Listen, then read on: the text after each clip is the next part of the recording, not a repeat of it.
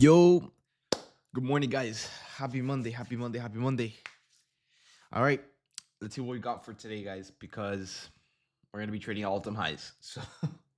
So maybe we won't have much, but whatever we get, hopefully it's good. Um, but yeah, so for my only level of liquidity to the upside, guys, the only thing I have is pretty much 884. So let's see if we can work off that even. But yeah, for those that don't know, currently what we are trading right now is if you guys go on the higher time frame, like the daily time frame, and you zoom way far out. Wait, my camera's eating something. Hold on. Okay. Anyways, so yeah, if you guys go way far out, guys, we have officially, for some reason, some rat. Okay, this is the thing I don't get, right?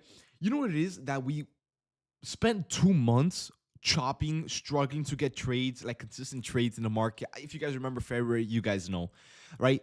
And then just randomly you wake up one day and you look at the daily time frame and we're at all-time highs. I'm not gonna lie to you guys. Lately, it's been feeling like we've been chopping 24/7, but on the back end, we've just been pumping into all-time highs. So where did that come from? I don't know. I really don't. But yeah, so price is officially trading all-time highs up here. I'm not gonna say I barely have any levels to work with. That's not true. I do have levels to work with, but they are definitely a little bit further away from each other. Um, so now I am gonna mark out this high up here. It is a high before the big dump here before from Friday. So maybe we can take that out. Maybe read a new level of liquidity. We do have some volume coming into market open. It's not anything crazy, but it does look pretty consistent. So hopefully we can keep up this volume here. So we can get a pretty nice trade going. To start the week. But yeah, other than that, I mean, like I said, I don't really have any crazy levels nearby. I have 845, 884, which are the only two highs up here. Maybe later on in the morning we can work with this high up here, maybe as well at 827. Because it is a pretty strong rejection point right over here. But to the downside, I have nothing until 680, which is about 100 points away. So we have a pretty long morning for ourselves, guys. Or let me not say that. I mean, maybe if the market moves, we can take out these levels quite quick, right? But yeah. Anyways, let me go ahead and put out that I'm live here on YouTube. YouTube, what is going on, guys? Good morning, good morning, good morning. But yeah. Let me just put this out real quick. There we go, and put it out over here as well. Boom. There you go. Okay. Now I'm officially live. Okay. But yeah. Let me see something real quick. There we go. But yeah, now I really do want to work with something around this area because obviously I do want to take advantage of the selling pressure that we're getting right now, this pump and dump. But I mean, there's not much that I can really work with in terms of levels in this area yet. Because once again, coming to market open, yeah, we pumped up. We took out this high up here, which is not a crazy high, which I don't want to work with. So I mean, it's a doji candle, so not much is happening yet. We do have volume. We don't have momentum, it seems like, because obviously we have a doji candle. Hey, what's up, Insolent? What's up, guys? What's up, guys, on YouTube? Um, but yeah, I want to see if we can maybe work with 845. That would be pretty good. Now one thing I will tell you guys is most likely for the rest of this week, I'm not saying it's gonna be impossible to catch longs, but if we're gonna be trading up here, catching longs probably won't be in our best interest because one, our price target will probably be right around the corner, and above that price target, since it's all-time highs, we won't have anything else above. Um, so yeah, trading all-time highs this week, it's not impossible, but I won't prefer it, right? I definitely want to get price a little bit lower down there so we can get a new range, new levels, new upside, new downside, new everything, right? Because right here, technically the only levels that we have are these two, and then for the rest of his of existence we have nothing else because we've never been up here, right? So there's no levels here that we're waiting to take out or anything. It's just this level right here, and that's it, right? So yeah, we'll see how that goes. But the main focus right now, guys, is coming to market open. We want to at least take out 845. All right. If we can take out that level, we can start getting more of a read in the market. Maybe the market might want to continue going higher up. Who knows? We already kind of technically filled the gap that we created throughout the weekend.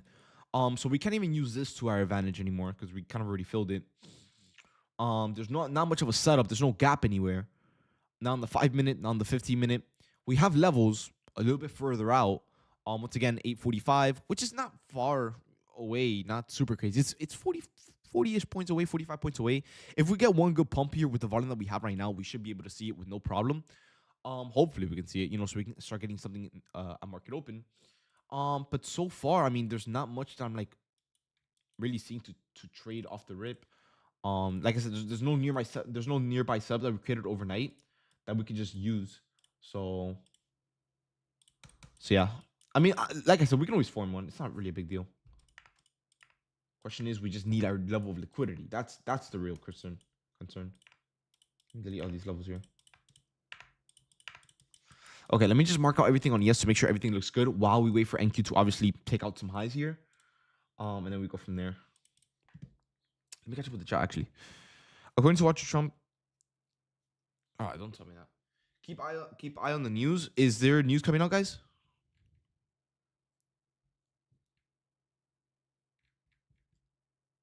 Let me double check.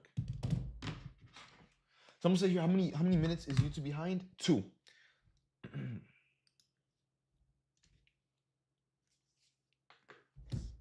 Anyways, let me see here.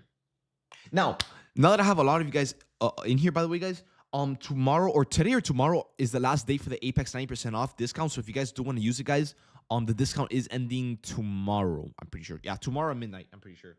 So if you guys want to use some or get some accounts before the discount ends, it's called Blastoise. All right, guys. Anyways, so someone said here, check the news because apparently Trump is saying stuff. Maybe that's where this volume is coming from. Because right now, I mean, looking at the 5-minute time frame, it looks not super consistent. Now, I'm not really seeing any Trump candle for now. But, I mean, we're not really getting super consistent volume. Like, we come into market open, we have volume. But we're not pushing that volume into anywhere. We're just pushing that volume into this range where we're not going up nor down, But let me double check the news because you guys are saying that something is happening with news. So I'm seeing here oil prices. Lebanese speaker says there's a U.S. effort to extend the ceasefire. Dude, we hear that every single day of the week. Nothing new. Trump tells he's waiting to meet. I'm not really seeing anything. Yes, I'm seeing Trump saying stuff, obviously about the ceasefire. Once again, that happens every single day. But I'm not really seeing anything crazy. Let me see. U.S. team heads to Iran. Trump demands nuclear end. Okay, that came out 10 minutes ago. Now, it just says that he's heading there. It doesn't really say that he's doing anything. A U.S. delegation led by J.D. Vance is en route to Pakistan for urgent Iran talks as the ceasefire deadline nears. Okay, well, that's something to keep note of for later. But that's pretty much about it.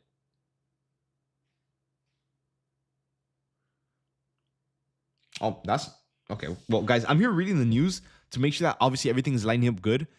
And one thing I'm seeing here, guys, it says here Trump rejects gas price warnings. Trump says gas prices will drop as soon as okay, never mind. I misread that. Okay, so yeah, Trump says gas prices will drop. That's good, bro, because these gas prices are expensive as fuck. Anyways, so yeah, guys, right now we're dumping a little bit more here. Once again, we don't have any nearby DOLs, so even though we are dumping, there's not much I can really work with just yet. So yeah, I need to work with that very, very soon. Anyways, let me close my door 1 second. Let me see here. David. Oh yeah, the giveaway. Guys, what's it called? So I sent the giveaway 5 of the giveaway winners the money on Friday, and then I got off for the whole weekend. Because I got really busy. I do have the DMs to catch up on. For who was it? For Steph and someone else. I think it was Nick. So I gotta send you guys the prize money as well. Now, guys, I'm gonna try keyword try, because I'm not gonna lie, these giveaways are pretty expensive. I'm gonna try to do a giveaway every week, where I give away some funded accounts or something. You know what I mean? Just so I can do something for you guys. But yeah. Now the reason I did this giveaway was because I requested a payout not too long ago. So I can give something back to you guys. You know what I mean? So you guys can obviously get something. But I will try to do them every week, although they are pretty expensive because back then Apex used to supply me with codes, so I would promote Apex and then I will give you guys some free codes. But recently with the whole new account update, they said that they stopped doing that. I'm not too sure why, but I still obviously want to do the giveaways, so I just kind of fund them out of my own pocket. But dude, that is freaking expensive. So yeah. Anyways, once again, guys, we're dumping a little bit more here. So yeah, let's see if we can catch something up here soon. Now, if we do end up dumping, so far, don't worry, don't get FOMO, don't get anything, because right now, what's it called? We haven't taken out any levels of liquidity just yet. So here, does Apex auto renew evals? Not anymore, actually. I think they stopped doing that. So yeah, David, we set the London high. Did we actually? Well, technically, yeah. I mean, remember, guys, I don't really base my DWOL sweeps off highs from Asia, like Asia or London. Like, I need an actual rejection from that high. It's not like, hey, this is the highest point during London, but we don't have too much of a reaction from there. Is it still a high? Technically, yes, but in my terms, not really. Like, I wouldn't base it off that. So in this case, yes, we have a London high up here, but this high up here isn't that strong. Like, there's nothing crazy from it. So yeah, we took it out and we're technically rejecting from it, but I'm not loving anything from this level here. Plus, we're also kind of still chopping out a little bit.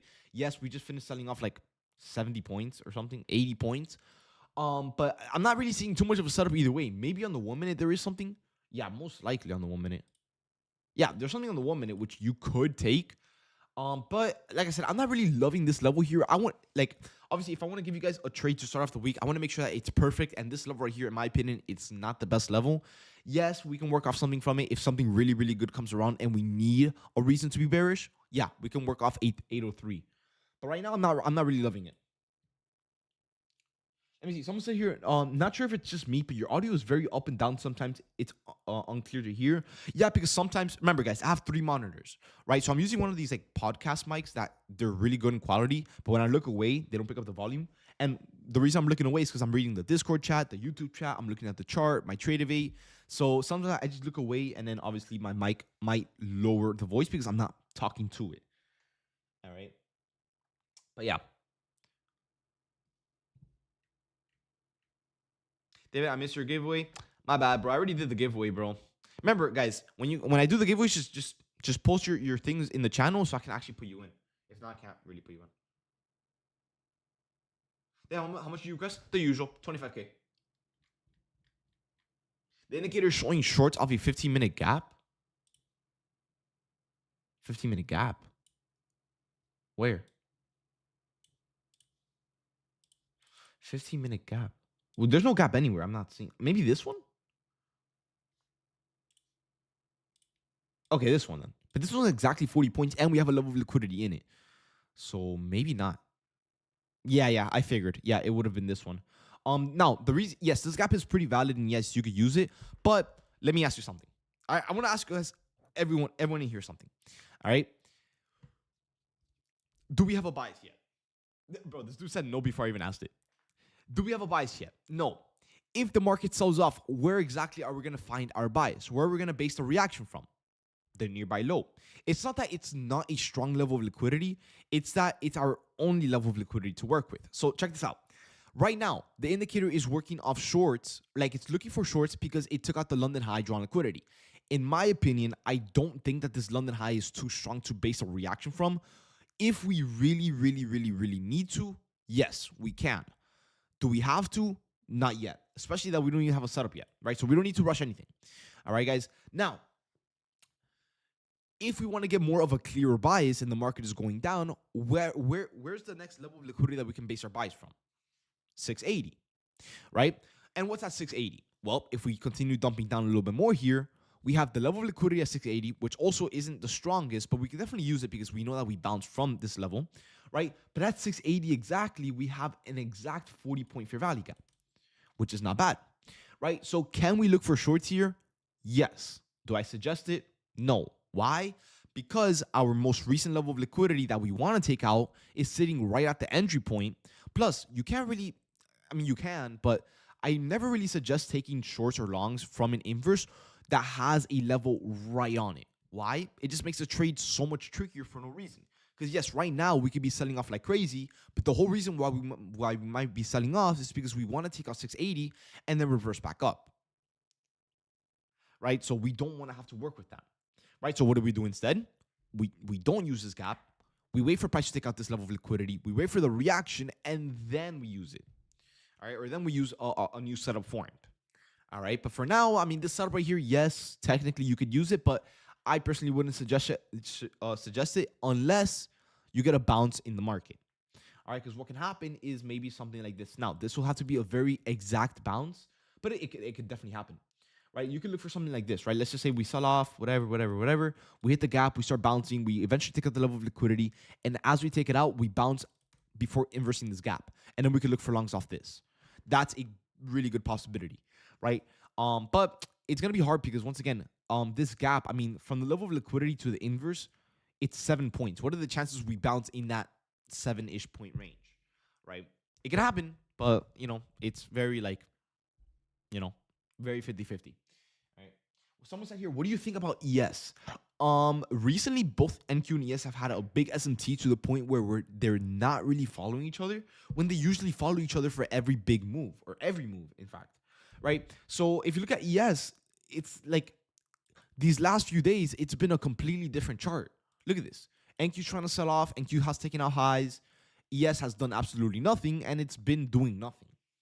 Right? So what do I think of ES recently? Don't even think about it, to be honest. It's pretty much useless. Like, it's not moving. It's not following NQ. You can't use it to find extra levels or an extra bias. You can't use it for anything. Now, why has this been happening? I don't know. Because typically they never really, like, they always follow each other. You know what I mean? Like, lately they haven't been following each other at all. Like, it's been two completely different charts. One has been going up, one has been going down. One has its volume, the other one isn't moving. It's weird. I don't know. So hopefully they catch up with each other very soon. But for now, I would say just avoid ES. I mean, if ES is not moving, there's no point in trading it or trying to even look at it, in my opinion. And then looking at NQ, yeah, it's slightly better, but it's still not moving at all. And it makes sense. Once again, guys, we just finished pumping up over 1,000 points these last few days. We hit all-time highs. We have no levels above. The market doesn't know where it wants to go. So yeah, hopefully it doesn't get very, very choppy soon. But hopefully you can get something for today at least. But we'll see.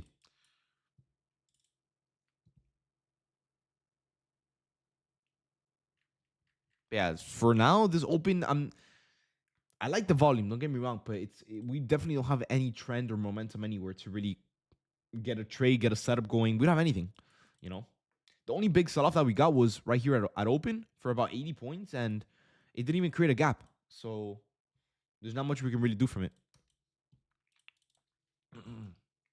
Now, once again, guys, like I said, today or tomorrow, I think it's tomorrow, the Apex 90% off discount is ending. So once again, if you guys do want to get some accounts, feel free to, all right? Because I know that Apex already extended the 90% off already, so I don't think they're going to extend it again. So if anything, the next discount might be like 80% or something, or 70. 80 or 70. One of those. But I don't think they do 90% off again.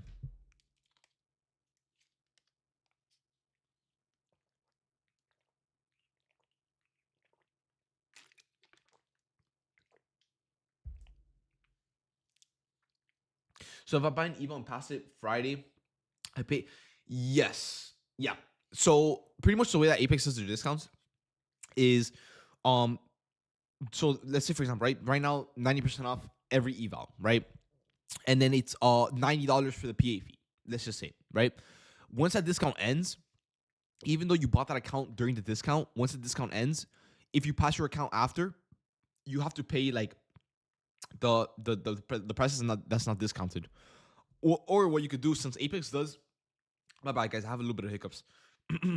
What you could do with the discounts is, let's say for example, right, you buy that account with the discount and the discount ends after you pass it and everything, and you can't pay the full price. What you can do is, since Apex does discounts pretty frequently, you could just hold on to that past eval account for a few days. Wait, no, because now they changed the thing where you can't hold on to those past accounts for more than like 48 hours, right? Something like that. 7 days? Okay, yeah. So if anything, usually Apex rarely goes 7 days without doing a discount. So what you could just do is just wait, like hold on to that account for like 6 days. See if Apex has a discount so you get that at a cheaper price, and then pay for it. Stuff like that. Yeah, but Apex PAs are like $170. Now with the discount. With the discount, they're like $100. Which is pretty fair, I want to say. It's 119. Are you sure? Pretty sure it was 110. Yeah, for real? Maybe I'm just looking at the previous discount. Let me see. Hold on. I'm pretty sure it was 110. Let me see. It says here intraday trailing one-time PA fees is $89 and end of day trailing is 109. So maybe you guys, maybe like international, maybe taxes or something, maybe it adds $10 extra. But yeah, I'm pretty sure it was always 110.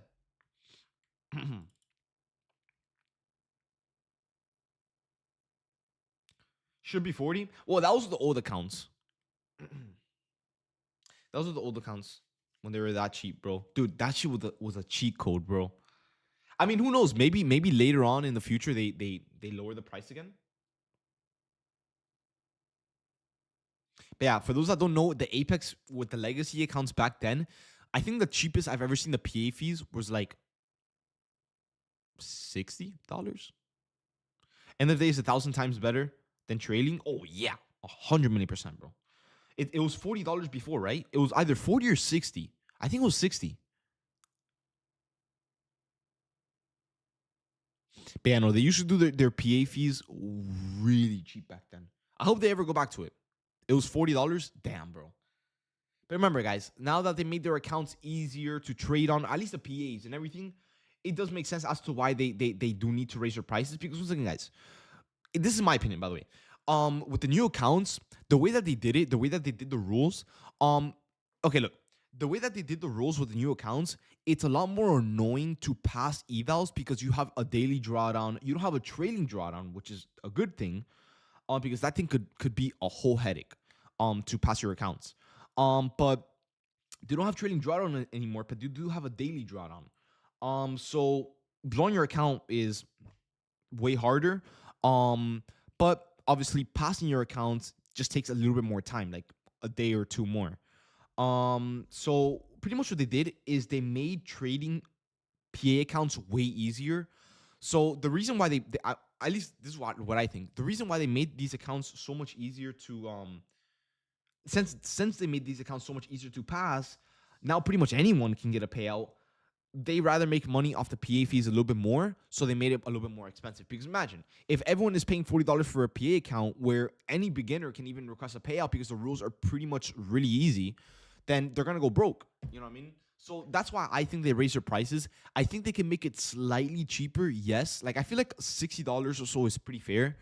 But that's why I think they made it pretty expensive. Because once again, guys, like I said, when they released the new accounts, I told you guys that with these rules, even a beginner can get a payout. Because back then, you had your trailing drawdown, you needed risk management rules and a whole bunch of stuff to get past that trailing drawdown, right? In the trades. But now that it's pretty much gone and getting a payout is so much easier, like the limits, the requirements, and so much more. It's really any beginner can do it, to be honest. You know? Let me see. When's the last time you paid for a PA fee? Dude, a while back. I'm not gonna lie, bro. I'm not really buying accounts like that. Um, is market still last? Yeah, bro. I mean, remember, bro, we're still trading all-time highs or near it, so we're still waiting on something clean to come around. I mean, we've only been here for 25 minutes, so who knows? Maybe we can form a setup here, take out this high, and maybe get something. Who knows, right? But it is looking for like one of those longer mornings where we finish the morning by like 10:30, maybe 11. So prepare yourself, guys. But yeah. Now let's see what else do we have here. No, bro, these firms always existed. Only Apex had rules this restrictive. Yes.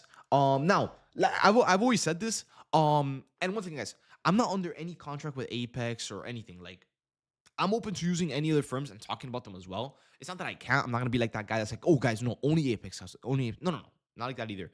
But the reason I feel like Apex is one of the more trending firms out there, at least for way bigger traders like me, is because with Lucid, with Take Profit Trader, what's another firm? Lucid, Alpha, right? With these firms, you can get very consistent payouts, right? You can get daily payouts and all that stuff. But the problem is with these firms is that they don't let you copy trade as many accounts. So the reason why Apex is a lot more restrictive, but is still as popular, even though not everyone likes Apex, is because they let you trade way more accounts than all these other firms. So imagine you're a big trader like me. What do you guys like? What do you guys, how do you, okay, let me ask you guys. How do you guys join these Discords? How do you guys find them?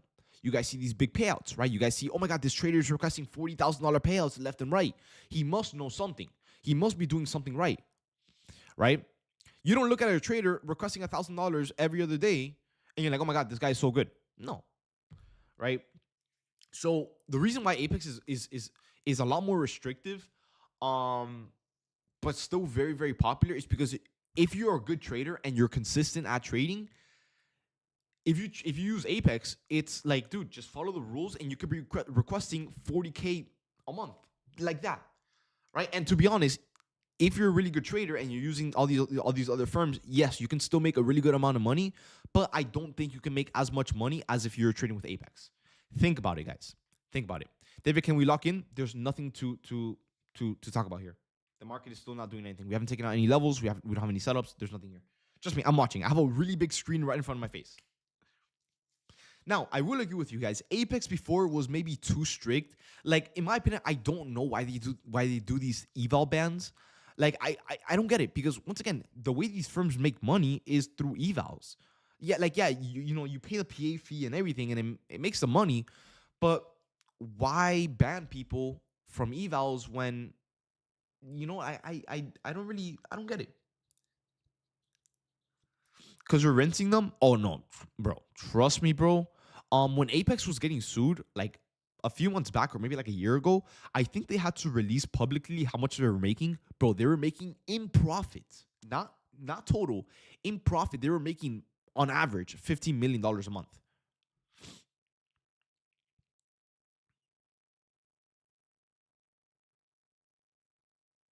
Let me see. Bro, Apex is very strict. They banned me and took my PAs because I traded from my class.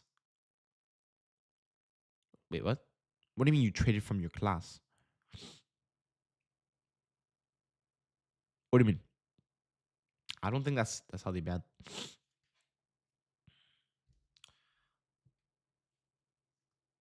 Let me see. Apex still didn't answer me until January. They said I'm a live account.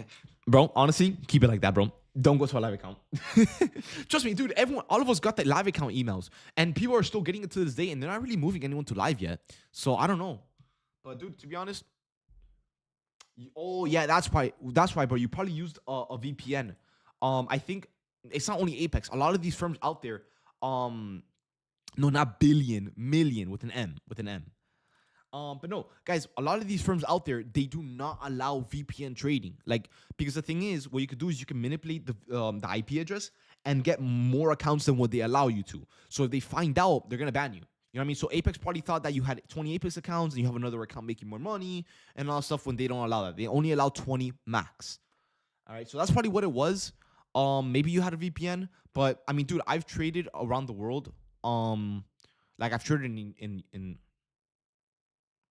let me see. I've traded in like places outside of my house, and I've never really had an issue. But I don't use a VPN, so maybe they saw that and they thought of something different. And I wasn't using a VPN. That's weird then. Let me see. But yeah, so once again, now you guys understand why I personally choose Apex over any other firm. Like I said, just think about it. If you're a big trader or you're a trader trying to make a name for yourself, and obviously the way to do it is by showing results, you have a way higher chance in blowing up and building an audience from a 40K payout rather than a consistent 1K, 2K payout. You know what I mean? Think about it, guys. Just think about it. Love or hate Apex, they pay out if you follow the rules. Yeah, bro. People complain about everything, bro. Let me see. Are we getting 20 accounts or one? What do you mean 20 accounts or one big one? What do you mean by that? Well, technically, for TBT, you can request up to 40K daily after the split. Oh yeah, but no one has done it, so that pretty much tells you something. It's probably not possible. Let me see. I made about 20K last year from Apex, and they eval banned me in October 2025. And to this day, I don't get it. Like I don't know why they do eval bans. Like I just personally I don't see the benefit in it. Like I said, they make, trust me, Apex makes a buttload of money from evals. So why ban some people from buying them? How do you enter the giveaway? I'm gonna see if I can do one on Friday. But just join the Discord. It's completely free. Here, I'll invite you guys here on YouTube. So you guys can join up. There you go.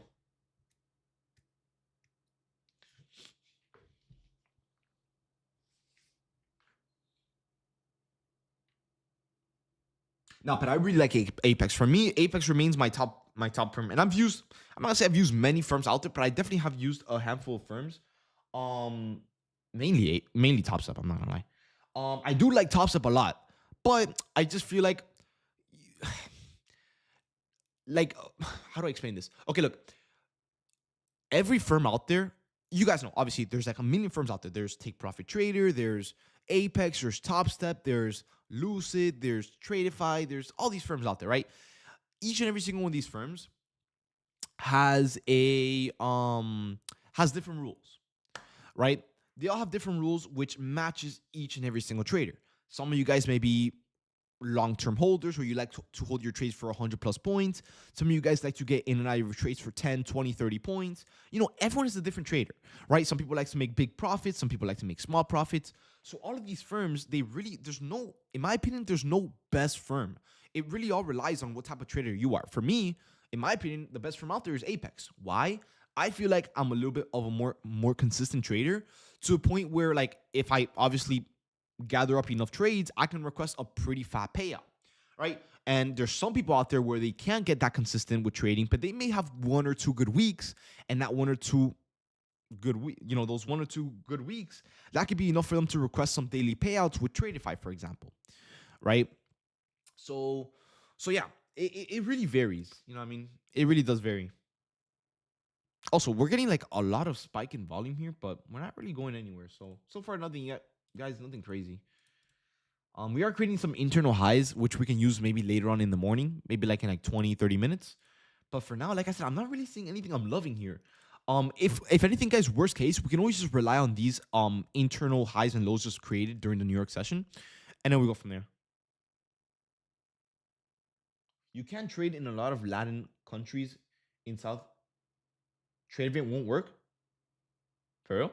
Yeah, it will. Well, at least I went to Colombia. My trade event was working. Um, I'm not sure. Are you sure that you can? I've never heard of that. So, for my people here on Discord, a lot of people here are saying on my YouTube are saying, or not a lot of people, one person said you can't trade in a lot of Latin countries in South America, like Ecuador, Argentina, Peru, etc. Trade rate won't work, but I don't think that's true. Let me see. ES is breaking highs while NQ is going lower. Oh, dude, I already told you, bro. The SMT is insane. It's horrible.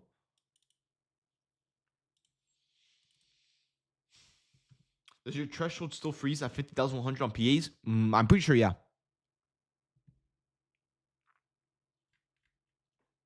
I was in Ecuador and I was able to trade there. Yeah, that's what I'm saying. Yeah, you should be able to trade there. Like, why can't you?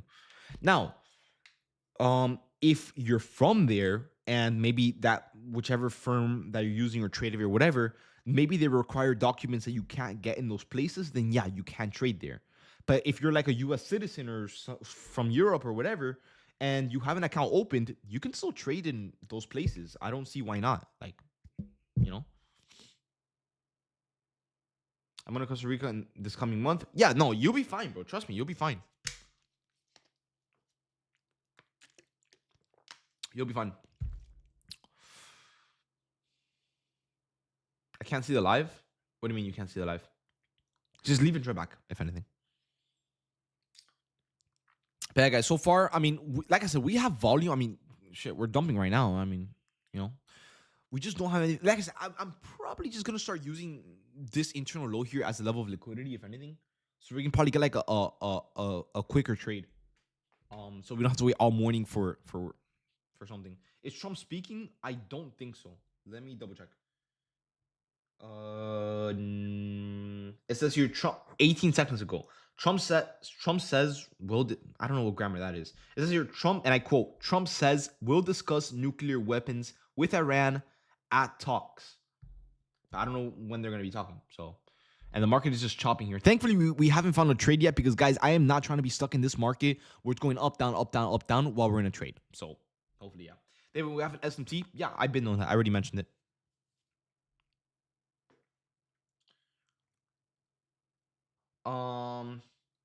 Trump says fine if Iran.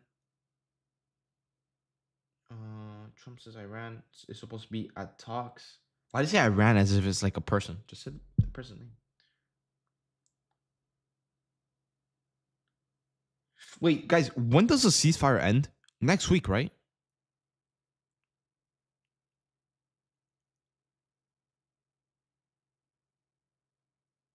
Or is it this week?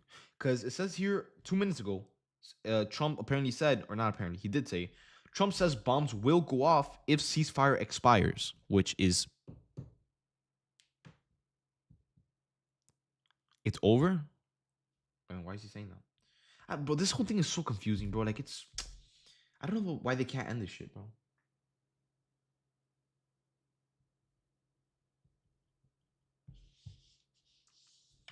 He changes it every day. Literally, bro. Like it's so like, bro. It's gotten to a point where we don't know what's going on. Like everyone is confused, or at least I am.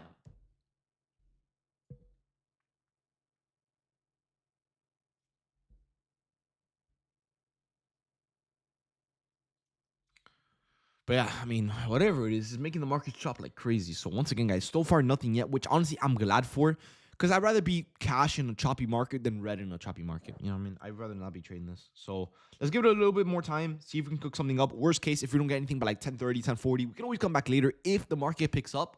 But for now, obviously, it's kind of just sitting there, right? So it kind of, I'm not, if I'm being honest, it kind of just seems like the market needs Trump to say something, in order for it to move. Because right now, I don't know if you guys have seen Forex Factory for this week. Let me show you guys. Let me show you guys something. Watch this, guys. Look at my screen share real quick. Look at my screen share. Look at this, guys. One sec. Look at this. We wait. It wasn't like this. Oh, never mind.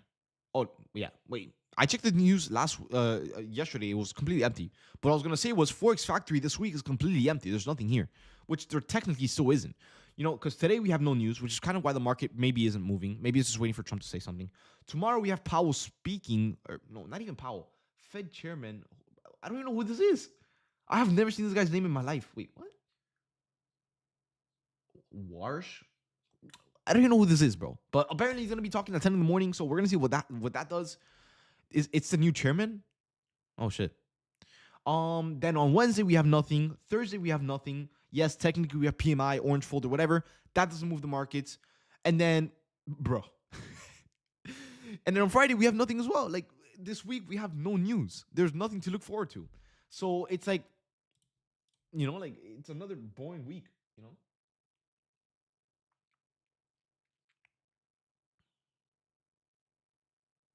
We have earnings. For what companies? Nvidia, Apple.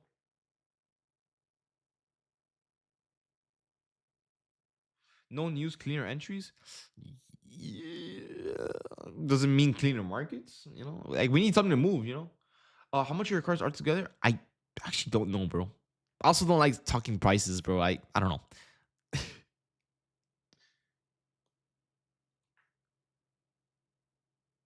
Indicators and shorts. I'm assuming it's probably in shorts from like this very tiny gap here, but once again, I'm not really seeing anything A plus here, so I'm not gonna force anything out just yet.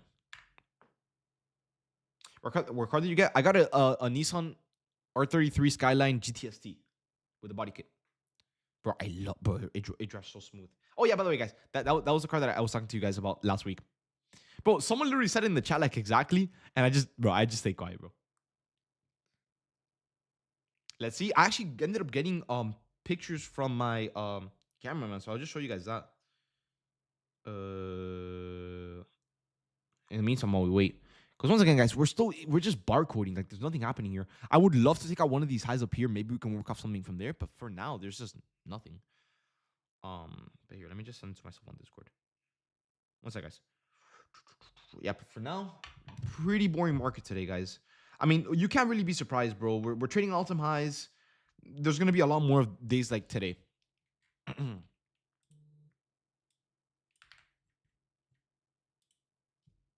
Anyways, let me show you guys, for at least for the people that care. Hold on, me. Okay, look. This is how the car looks. It's like I forgot what the color's called. It's like millennium. I can't even pronounce it. Millennium jade or something. Millennium green, right? Is that what it's called? Millennium. I can't even say that word. Jade green. Yeah, bro. It is beautiful, bro.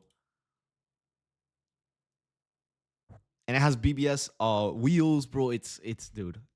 And it's right hand drive, bro. Guys, you guys don't understand how many times I've bro. Because look, I'm driving. Usually I'm driving on this side, and now I'm driving on this side.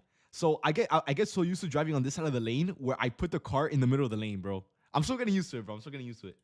But yeah, guys, this is the car right here, bro. It is by far one of my favorite ones that I've gotten so far. Turbo? No, no, no. It's a GTST. Now I probably will add a turbo kit to it. But maybe in the future, because I am gonna be dailying this car.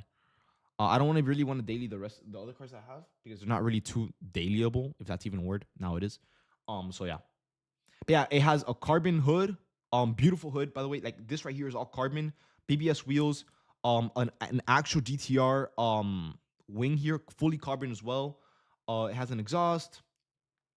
I already said that BBS wheels, body kit. It is amazing, bro. But yeah.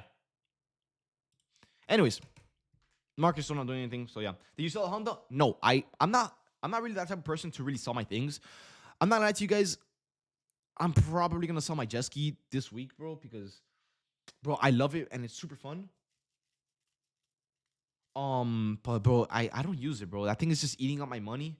Let me see. I'll bring the super from Orlando. We can go on for a cruise, bro. I'm so down, bro. I don't know, bro. Maybe my next car in the future, maybe is a super. I don't know. But no, guys. Look, I'm gonna tell you guys one thing. Take it from me. I've never been one person. I don't remember the last time I've ever sold something that I own. I'm typically someone that I buy something, I keep it, I use it, and if I'm bored of it, I'll just put it to a side and I'll just leave it there. I don't sell things to anyone. But take my advice, guys. If anyone in here is planning on buying a jet ski, in my opinion, I don't think it's. I don't. I think it's worth it. I just don't think it's worth the price, bro. I. It's too much money, too much maintenance, and like you're just barely gonna use it, bro. Work will always get in the way, um, and all that stuff, bro. I don't think it's worth it, bro. You know how to drive stick? Yeah, yeah. This one's way cleaner than the Honda, so yeah, way smoother. Best card, best card chose. Looks beautiful. Thank you, bro. Yeah, no, bro. Dude, I've gotten so many compliments, bro. But yeah, I love it, man. But yeah, guys, one tip that I will tell you guys is if anyone in here has money to buy a jet ski and you're planning on doing it, in my opinion, I don't think it's worth it. Take it from me, I have never sold anything in like barely anything in my life, and the jet ski is something I do want to sell, bro. I just don't think it's worth it. That's the best car you own, hands down, dude. It's the smoothest, most beautiful one that I have so far. I agree with you. Dream car? I mean, I have one. The Z06, love that one, and then the Skyline, love that one, bro. Once again, why is it, dude? The parking, because okay, maybe the whole reason why I don't like the jet ski is because it's fun. Don't get me wrong, I love it, bro. Like I love the color, I love how fast it goes, and I love the vibe of it. But bro, it burns your money, bro. The gas, bro. Look, what difference is it from owning a jet ski than from renting one? Renting one, it's 150 bucks, right? In Miami, maybe somewhere else in the world, it's a lot cheaper because obviously Miami is known for high expensive things, right? It's like 150, right, for a jet ski, bro. For gas, which it drains gas, it's like 80 bucks for a full tank. It's like, bro. And then here in Miami, there's only one marina that will park it for you, and that's $600 a month. And then the oil change, and then this, and then that, and it's like, bro, I don't think it's worth it, bro. And then all that to use it like twice a month, bro. For that, just rent one out, bro. It's gonna be way cheaper.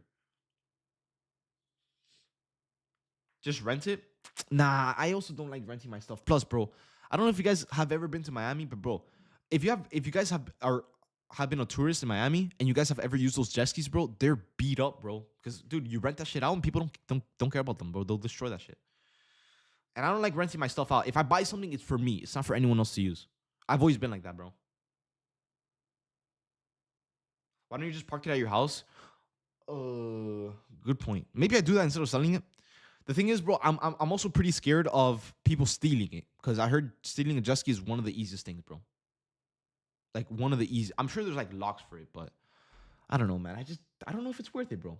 Is it stick or automatic? It's stick, bro. I will never buy an automatic Skyline.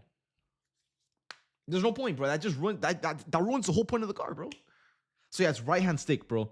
And thankfully for me, with that car, guys, I was gonna trailer it back here because for those that don't know, or for those that remember or something, last week Thursday, which is when I went to go pick up the car, I was gonna trailer it back home, and the guy told me, he's like, bro, if you have a bill of sale, just drive it home. It's cheaper for you. I'm like, all right, fuck it. First time I've ever driven a right hand manual. Very scary, but we made a 4-hour drive into a very fun drive. All right. The live isn't loading for me. Here, let me reset it for you guys. One sec. Because a lot of you guys have been saying that it has been loading. Okay, there you go. Let me know if it's loading now, guys. But yeah, insurance payout, boom, easy. I guess. Is there any? No, bro, guys. The R33 bone stock. The only thing it has done is cosmetics, like the spoiler, the body kit. Yeah, don't let people borrow your shit, dude. No, I do not like people touching my stuff, bro. Like, yeah, if it's my boys, my friends, and everything, yeah, bro, let's have fun. Let's use whatever I got, whatever. But nah, bro, I don't like people touching my stuff, bro. I've always been that type of guy where it's like, like get your own shit. You know what I mean?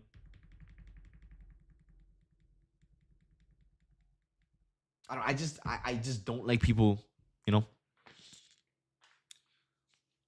Let me see. Shifting with your left hand, I'm not gonna lie to you guys. It's not too different. It feels the same. Because look, okay, imagine, right? When you guys think of right hand, right? You guys probably think of writing your name. Because obviously, I'm sure most people in here probably you write with your right hand, right? But not left hand, right? So when you think of like left hand shifting, you're probably thinking about like maybe writing your name on paper with your left hand. It's gonna be like very ugly, not used to it. But when you're shifting, it's not very precise. It's just boom down, boom up. It's nothing crazy. So when you think of a right hand drive car, manual, it's not really different. Yes, it's obviously a little bit different because you're on the other side of the car, but it's not like you'll get used to it in like a good hour. You know what I mean? You got pics? Yeah, I actually just showed it on stream. Here, let me just show it again, just in case. But yeah, it's not really too different. Look, this is the car right here. I'm still my friend is still getting some pictures. But this is what he has so far. And then I'm right there. I don't know if you guys can see me on the other side of the road. But yeah. Anyways, guys, we're about to take it to slow here. We're finally gonna start getting more of a level of liquidity here. So yeah. Bro, I'm not reading that chat, bro. It was good. It was a good one, bro. Ain't bad. I drove in Thailand and got used to it real quick. Yeah, that's what I'm saying. You get used to it very, very fast.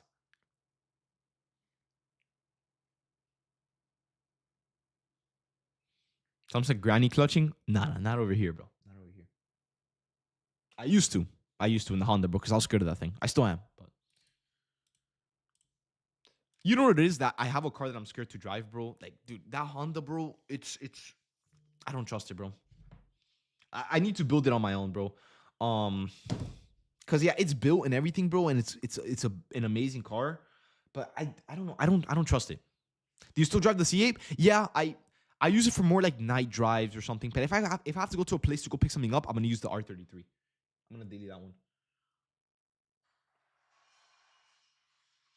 But yeah, guys, hopefully right now we can start forming our first setup of the morning. We already have a 40-point sell-off here. Hopefully we can sell off a little bit more in this candle so we can take off 715 and create a gap so we can actually start trading it. So yeah, we'll see. We have 30 seconds left into this candle. So let's just hope and pray that we have a setup. View up lock in. Ooh, interesting. Imagine view up bounce, deal will sweep, inverse rally, got room for higher. Not bad. Not bad. You need a truck? Dude, I do not like trucks, bro. I've tried driving them, bro. Oh, and there goes the setup. There you go. Bro, guys, yeah. Very funny. Just literally last second, we have a 40-point candle. Last second, just random pump up.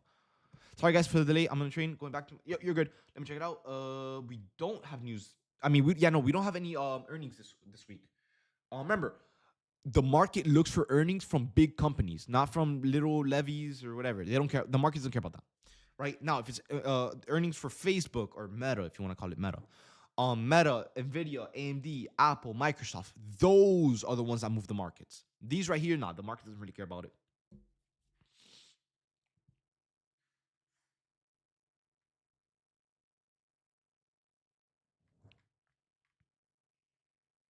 Hey yo, David, can you send me a picture of your R33's information plate? Um. Oh yeah, I got you. Oh, bro, guys, on the okay. So you know what? Funny story. I got pulled over. On the way back. Let's give you something so the market move, bro. Dude, anything can make the market move, bro. I'm hoping, man. But what's it called? What was I gonna say? Oh yeah, I got pulled over on the way over here, guys. Like as I was taking the car back to Miami, and then bro, the cop was like, he came up because usually when you get pulled over, the cop always comes to the what's it called the passenger side window, and I was in the passenger side window. And bro, the guy's like, okay, look, can I look at the VIN? Because you're not, I was driving without a license plate, for 4 hours. And I'm like, yeah, I'm not gonna lie, bro, I don't even know where it is. And he's like, okay, just like open the door, let me, dude. Everything was in Japanese, bro. Bro. I looked at his face. He's like, what the fuck? And he just walked back to his car, bro. And he just let me off with the warning. Because remember, guys, the car's imported from Japan, so everything is in Japanese. Everything, even the battery pack, bro. So yeah. He did us, looked at it. He's like, give me a second. He goes back to the car, no, like without anything. And he comes back, he's like, look, man, I'm just gonna let you off with a warning. Have a good day. And he just walked back. And that's it. But yeah.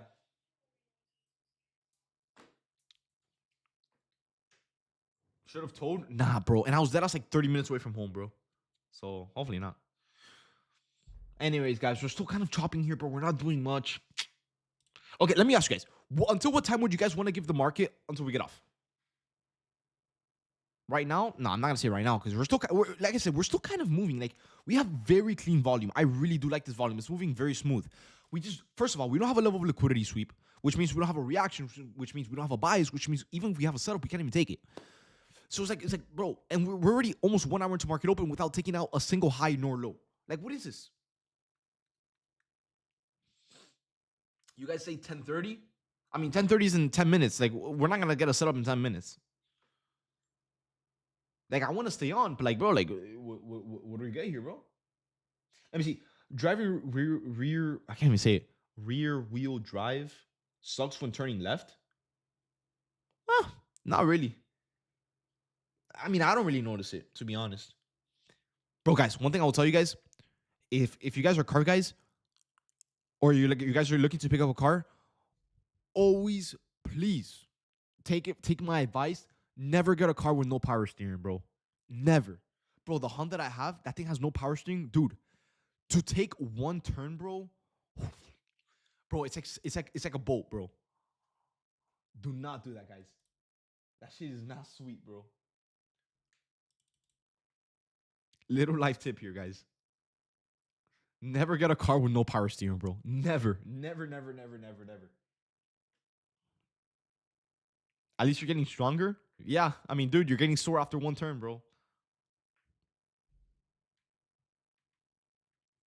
This PA is horrible. Like I said, I don't think this PA is horrible. Well, we're not really trending, so yeah, it kind of is horrible. But the price itself is not bad. Like the way that we're moving, the volume and everything, we're averaging 30, 40 point candles, which is literally perfect, right? For our stop losses, it's good for our price targets. It's good for everything, right? We're not getting random spikes. We're not getting random anything. The only problem is we don't have a. Hold on a second. Give me a second, guys. I'll be back. One second. Don't tell me I forgot that. One second, guys.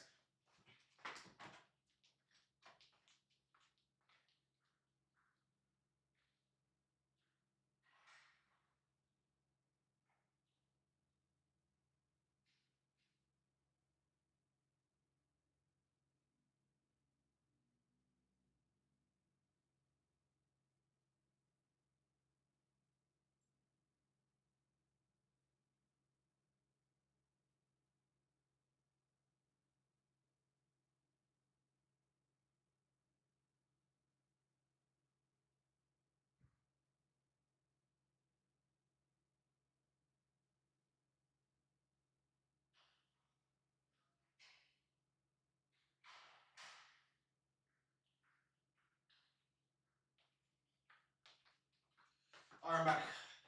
But yeah, what was I saying again? I forgot what I was saying. What I was saying, but yeah.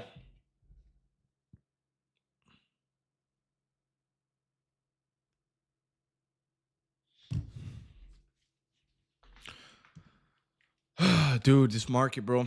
Now, like I said, I rather, and I'm sure, I hope you guys agree too, because I know some of you guys are here in here are some trading addicts that you need to trade no matter how the market is moving. But like I said, I'd rather be cash today or for now than be stuck in this chop, bro. How are you liking the GT, bro? Oh my goodness, dude, I love it, bro. And for those wondering, I got it for 25K, which I don't know if I overpaid. Yeah, I mean, to be fair, you don't really see those cars here, so not really, unless I imported it. Yeah, 25K. I think it's. I think it was pretty fair. Well, I'm a cat man. I paid 25K for my new car. Well, yes, I understand. Hold on, 1 second.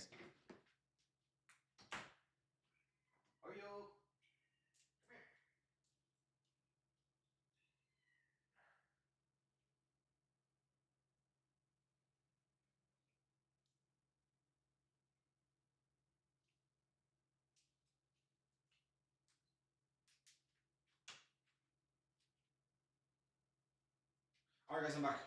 My bad. My cat was meowing because she was lonely. but but yeah. Now I'm probably gonna put a turbo kit on it. Now I'm not gonna lie. I do think I overpaid, but I still think I got a pretty like not too much. I do know that I overpaid. I do know that. Let me see. Vance hasn't left for Pakistan yet. Never talked to me with war with Iran. Oh, that was 5 minutes ago. You got a unique card? Exactly. I do like it, bro. Bro, rebuild that motor before anything. Mm, maybe.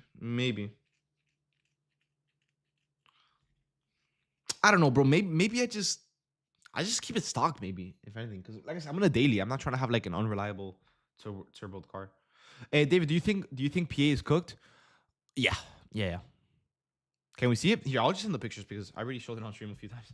I'm not trying to get you guys annoyed.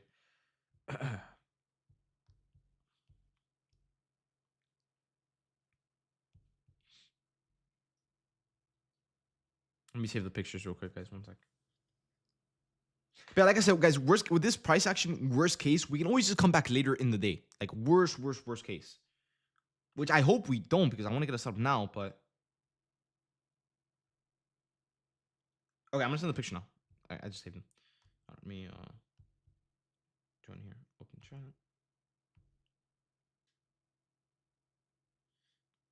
David, for 420, I say you fire it up on live. Oh, dude. Bro, I didn't even notice, bro. I didn't even notice it was that day. Should we? Nah. Yeah, I didn't notice, bro. Here, Steph. I'm gonna send it right here.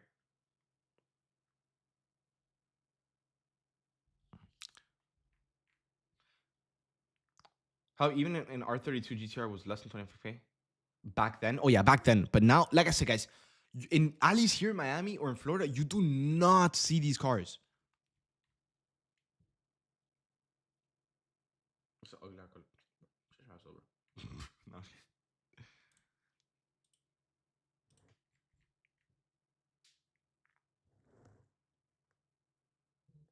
David, just end the stream so we can get it set up.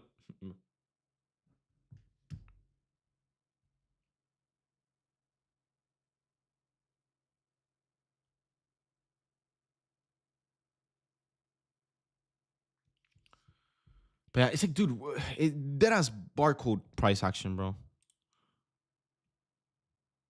Dude, who the, bro? Dude, how did you find that picture? Well, that's you, bro.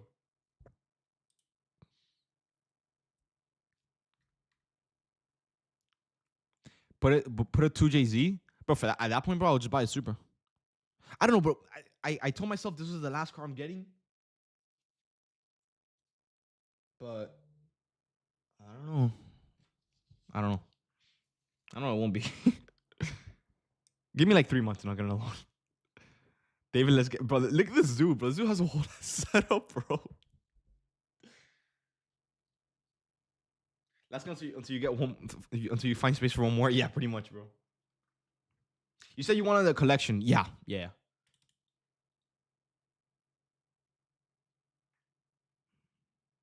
Why don't you like trucks, bro? I don't know, bro. They're like, I don't know. I've driven trucks, and it feels. I don't know. I know people in here love trucks. I know a lot of you guys in here love trucks, but for me, bro, I guess I've always driven low cars to a point where when I go with trucks, it feels so weird. Like it's so much like bigger in the road, and I don't know. I just don't like it, bro. They're very useful. I will agree. Yes, they are, but I don't know. Just trucks aren't my thing. I just never liked them. David Camp Park. All right, bro. David, in all seriousness, would you have RP come in and talk to people in the Discord? Yeah, why not?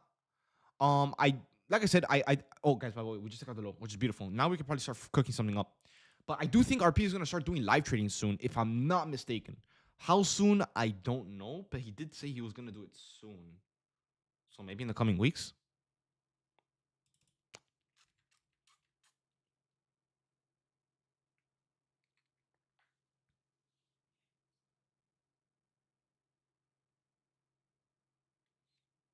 Smash it, bro.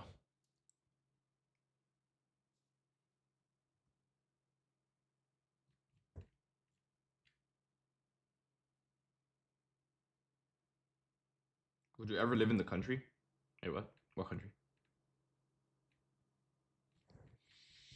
And by the way, guys, we took out this load out here and we instantly got a DO sweep, but we still don't have any setups. Like, there's nothing. It's just a barcode. Like, I cannot get anything here. On the bright side, at least we got closer, one step in the right direction. You know what I mean?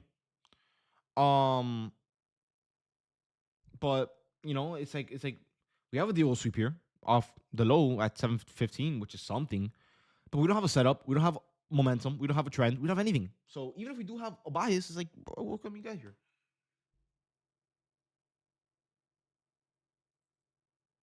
Yo, bro.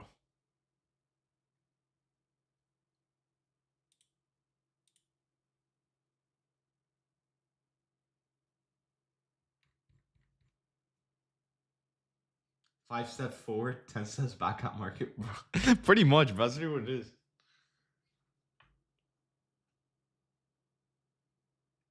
By the way, guys, okay, look. Now that the market is kind of slowed down and we're not like really waiting for anything, bro, I want to get into okay. I want to build something, bro. Like I feel like I don't know. I feel like for me, like my business is getting like a little bit dried up. I'm not gonna lie to you guys. To a point where I want to start building something that like I can like something else, something new for the Discord, something I don't know. And I've been seeing around like one of my ideas. The thing is, I'm not affiliated with a lot of firms because I've seen a few people doing this where people like let me know if you guys know what I'm talking about. It's like a kind of like a reward program for prop firms. Do you guys think that'll be a good idea? Like I've thought about it, but the thing is, I'm not really with these other firms, so it's like I don't know how good it would be. Like I want to build something, bro. Like I want to start something new. I mean, we have the indicator, we have trading. It's like I want to do something new, bro. I don't know. Make your own prop? Nah, bro. One thing, guys. Even if I did want to make my own prop firm, I would have to sacrifice something, which would be the Discord. All right, because dude, it would be super stupid if I make a prop firm and I live trade my trades on Discord. That'd be stupid. You know. Remember, guys, the way prop firm CEOs make money is you need to fail. One person fails, the other person wins. All right. So even if I did want to start a prop firm, which I do not have prop firm startup money, I won't do it. I don't think prop firms is my type of business. Not really just give out L's on stream. Oh yeah, bro. I'm gonna set you guys up. No, bro. I have morals, bro. I can't just do that. I don't know, bro. I just can't purposely like give out L's on purpose, bro. Make a prop firm, never give out payouts. Bro, I have a business idea, bro. Teachers didn't have prop firm start money. Yeah, well, look at what that firm is at right now, bro. I'm also not trying to have my name tied to any scam because once again, I have morals. You know what I mean? I don't do this all for the money. Like, I promise you guys. Look, once again, you guys know I have an audience. Bro, I have over 1,500 people in the premium. If I really wanted to, I could be charging 5K for a little bullshit mentorship course and just bullshit it. If I really wanted the money, but like I just can't do that. Like you guys know me. Anytime I do something, like anytime I build something or whatever, I always put my all into it. Ow, fuck. So if I want to start something new, but like I just don't have any ideas or anything. Because bro, like I'm not gonna lie, like obviously we're consistent, we're on live every day and everything, but I'm getting bored of it. Like not bored to the point where I want to quit, but like I want to do something else. I want to look like like I don't know if that makes sense, bro. Start an OnlyFans, bro. Maybe in the future, bro. Maybe in the future, but not right now. Yeah, bro. Like I don't know. I feel like since you guys know me for prop firms and everything, I feel like a reward program would be pretty good because a lot of you guys use my code. And once again, thank you guys so much for that because you guys understand like it supports me. Like it's a way to support me. Like thank you. I don't know if I tell you guys thank you enough, which I tried to. You know. But I feel like why not reward you guys for helping me out? You know what I mean? Like you guys know I told you guys I'm trying to do a giveaway every Friday where I give out funded accounts. But what if instead of having 1 to 10 winners, why not have everyone be able to use the thing? You know what I mean? So what if I try making like a reward program or something? And if you guys use like, I don't know, like my code or get a payout or something, like I reward you guys for succeeding, Something. I don't know. I don't know. I'll try to cook something up this week. See if I can start building something. Do crates like Lucid? No, bro. That's like pure gambling, bro. That's like CS2 gambling. TBT hasn't a right reward program if you're not talking giveaways. No, but I'm not talking like prop firm reward program. Like I'm talking like, okay, do you guys know Brian? Apex gonna ban? Yeah, they're probably gonna ban me, bro. I'm not gonna lie.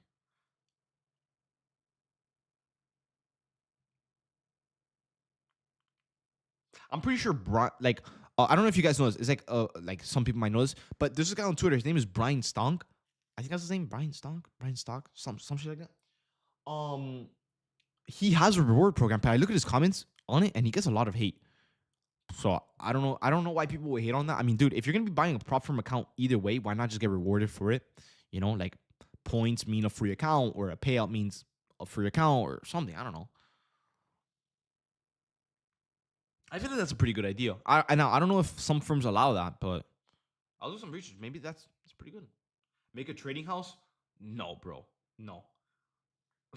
Guys, rule number 1, never live with friends. Rule number 2, never live with random people. For me, bro, if I can tell you guys something, look, I got my own place, bro. Live alone. It is the most peaceful thing ever, bro. Do not live with people. That's the one thing I'm gonna tell you guys. Do not live with people. Not with the bros. No, no, no, no, no, no. Trust me, guys. I have a lot of friends that live together, and the one thing that they always tell me is, don't live together. Let me see. Bro, do testimonial videos with specific people and talk to them about their journey. Do your Discord and how it's helping. Nah, bro. People want to watch that, bro. I don't know, bro. I want to do something different, bro. Like, I feel like this Discord is getting. Like I said, I'm not saying I'm gonna quit or anything. No, that's nowhere near what I'm saying. But what I'm saying is, it's like it's really repetitive. Like every day we get on, which is normal, as long as we're making money. We get on, it's the same thing. We stay on stream for 30 minutes to an hour, whatever. We talk, we get a trade, and we're off. Like, I feel like I could do more, bro. Like, I just don't know what. Like, I'm out of ideas. I made an indicator, which I'm super happy for, but we pretty much made it to the best we can, so there's not much more we could do to it. We trade, it's repetitive. People love routine. Yes, don't get me wrong. I'm going to keep this routine up, right? I mean, I don't have any plans on changing this. But it's like, bro, I want to start something new. Like, I want to have something where I stay up late nights. I stress about it. Because as much as stress is annoying at the time, it's something that I enjoy. You know what I mean? Like, I like, I don't know. I don't know how to explain it. Nothing's wrong with simplicity. Yeah, but I I don't know. I don't know. I don't explain it. But I don't know. I'll look to see if I can build something. Maybe I start something up as well. I feel like a prop firm reward program would like that's like one of like a really good idea. I feel like a lot of you guys would also appreciate that. Because imagine, let's say for example, right, you buy X amount of Apex accounts. I can hook you up with a few accounts as a reward. You know what I mean? For supporting my code. Something like that. I feel like it's a win-win for everyone. You know what I mean? You guys use my code, you guys get free accounts. I mean, you get a payout. Maybe I match that payout, right? If it does good, of course, if I have money like that. But or I give you free accounts or something, right? As a reward. You know, like something to reward you guys. You guys journal, you guys see improvements, boom, rewarded. You know what I mean? I feel like that's a pretty good idea, you know?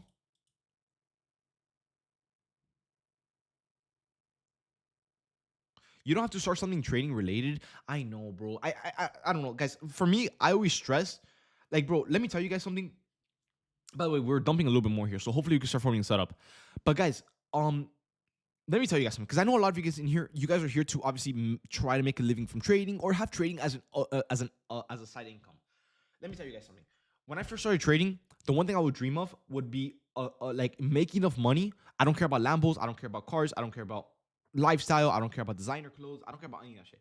All I want is to live comfortably. Like I don't have to. I don't have to worry about like, oh my god, will I have enough money for the next month? Will I have enough money for rent and everything?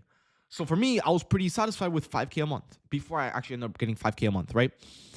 Bro, it's like when you guys in this entrepreneurship world, I guess you can say, where like you guys make your own incomes, like you guys are your own boss, it's never gonna be enough. I know it sounds stupid because you're like, bro, David, like, dude, if I get 10K a month, bro, I'll never complain. It's not that you're complaining. It's that when you guys get to that like a certain goal, you already got there, and you since it's like you could do more. Like I don't know how to explain it, bro. Like you're always gonna want more, bro. No, I'm not, guys. I promise you guys, I'm probably like the most grateful person in here, bro. Like I pray every few minutes, I'm praying, bro. Like I'm super thankful. Like I'm not trying to make it sound like I'm ungrateful. What I'm trying to say is, if you guys are successful, because I know there's a lot of successful you guys in here that are probably just doing trading for fun, and you guys own businesses and they're successful and everything. You guys probably know what I'm talking about. Like it will never. It's not that it will never be enough. It's just that you could do more, right? Because like for example, right? Let me kind of like better it off like this. Let's say for example, right now you're making from your job 2K a month, right? For example, 2K a month from your job, and your goal is to maybe make an extra income from trading to at least make 5K a month, right? That's your goal currently, right? And 5K a month is a buttload of money, unless you have a very bad spending habit, right? Which is easy to form. But anyways, right? Boom, you get to 5K a month, right? That was your goal. That was what you were starving for. That was what you were doing sleepless nights for. That's what you're doing everything for. Once you get to that 5K a month goal, it's like, okay, well, now what? Now that I hit this goal, it's like I'm not as hungry anymore, and you want more. You aim for a 10K month. You work even harder. You get to 10K. Now what? Okay, maybe 15K. Boom, you work even harder. You work even harder. Boom, you get what I'm saying, bro? Like these goals is what keeps you awake, and it's what keeps you working. Once you hit that goal, it's like now what? You know what I mean? It's you can always do better. Is what I'm trying to say. You know what I mean? No, it's not. It's not that. It's not called not being content. Because once again, guys, I am one of like, dude. I dreamed of this, bro. Dude, I am so thankful. Like, you guys don't understand. Like, I believe in God, bro, and I thank Him every hour of the day, bro. You know what I mean? Like even in my mind, I'm like, bro, Lord, thank you. You know, like I'm super grateful for this, bro. You know, but it's like you could do more. There's always more that you can do. Always, always, always. So I don't know. Maybe I start something new. Have you ever tried teaching one on one? I do one on ones, but dude, I am packed on that, bro. But yeah, I do one on ones. Make car content or something. I'm not really too good with cameras either.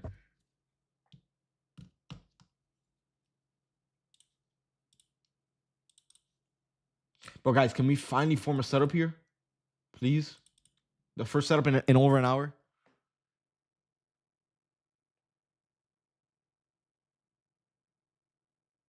Indeed. David, not because you want the money, but the challenge. Maybe. Because once again, guys, I want to say, like, once again, I don't really have. other than the cars, of course. You guys know I love cars, right? But other than the cars, I don't, bro. I don't go out. I don't really travel. I don't buy clothes. Like I don't buy designer stuff. Which, by the way, guys, one thing I will tell you guys, please, for the love of God, if you guys haven't made it yet, because I know you guys are gonna make it if you guys are in here, right? Once you guys become once you guys become successful, please take my advice. In fact, take everyone's advice that has money. Do not spend money on designer. It is the most stupid shit ever. You're gonna buy it, you're gonna wear it 3 times, and you're never gonna look at it again. I know a lot of you guys in here are victim to it. Even if, trust me, do not buy designer. It is the most stupid trend ever. Do not buy, guys. Please, you guys know I don't set you guys up for anything. Do not buy designer. Do not buy designer. Please, do not buy it. It is the most stupid money spent. I promise you guys. You go, let's say for example, right, you go to like a luxurious mall, you're feeling all luxurious, you're feeling all money and everything, and then you're like, okay, well, let me walk to the LV store. You see something you like, you get tempted, you buy it, right? You're gonna wear it 3 or 4 times, you're gonna flex it on Instagram, and then you're gonna find out that no one cares. You stop wearing it, and that's money spent. Trust me, guys, please take my advice. I have bought a few things. I have never used it. Remember, guys, trust me, I promise you guys, all that shit that you're buying, that's all like designer and stuff, dude, you're just buying the brand. You're literally just buying the brand. It is the most stupid money spent. And I can't stress enough, bro. I always tell this to all my friends. Do not spend your money on that shit, bro. Spend your money on something that you actually like for yourself, not for Instagram. If there's one advice I can give that I'm confident in, is that one. Please don't tell me we're gonna fill this gap, bro. Please don't. MC, I perfectly understand what you're trying to say. Not everyone has it. Exactly, bro. I'm not trying to make it sound like I'm ungrateful for that, what I have, bro. You guys don't understand. Like, I bust my ass every single day. Even though I might not show it on Discord, because obviously I'm not super active all the time in the chat. I'm working on the side, bro. I'm always working, bro. It's something that I tend, something I complain. It sounds like I'm complaining about it. I'm like, guys, like I'm so busy, like stop DMing me and stuff. But it's like, it's what I enjoy doing on like in the back of my mind, bro. Like I always love working, bro. It's something I have a passion for, It's something that keeps me distracted and everything. Because when I'm not working, bro, yeah, I might be relaxing. But dude, relaxing feels good for 1 or 2 days. And it's like, okay, I'm bored. I want to do something. You know what I mean? So yeah. Let me see, David, you have a rollie? Yeah, I've had a few. I've sold a few. I have one. But that's about it, bro. Are they worth it? Nah. But if you have money to spend and you're feeling yourself, a nice watch is, I feel like it's a good investment. It makes for like conversations. Like if you go to a place and people say, hey, nice watch and all that stuff, it can make a nice conversation. But dude, if you're wearing like full on like head to toe hat, LV, shirt, Gucci, freaking Balenciaga pants or something, bro, you're gonna look like an idiot, bro. Do not spend your money on that, guys. Please trust me, guys. Do not spend your money on that, bro. Just because your outfit costs a lot does not mean it's good. That's one thing I will say. Do not spend your money on that, guys. If I can give life tips from what I've had, which I know I'm young, so I'm not even qualified to give out life tips. But with this one, do not buy designer stuff, bro. It's stupid.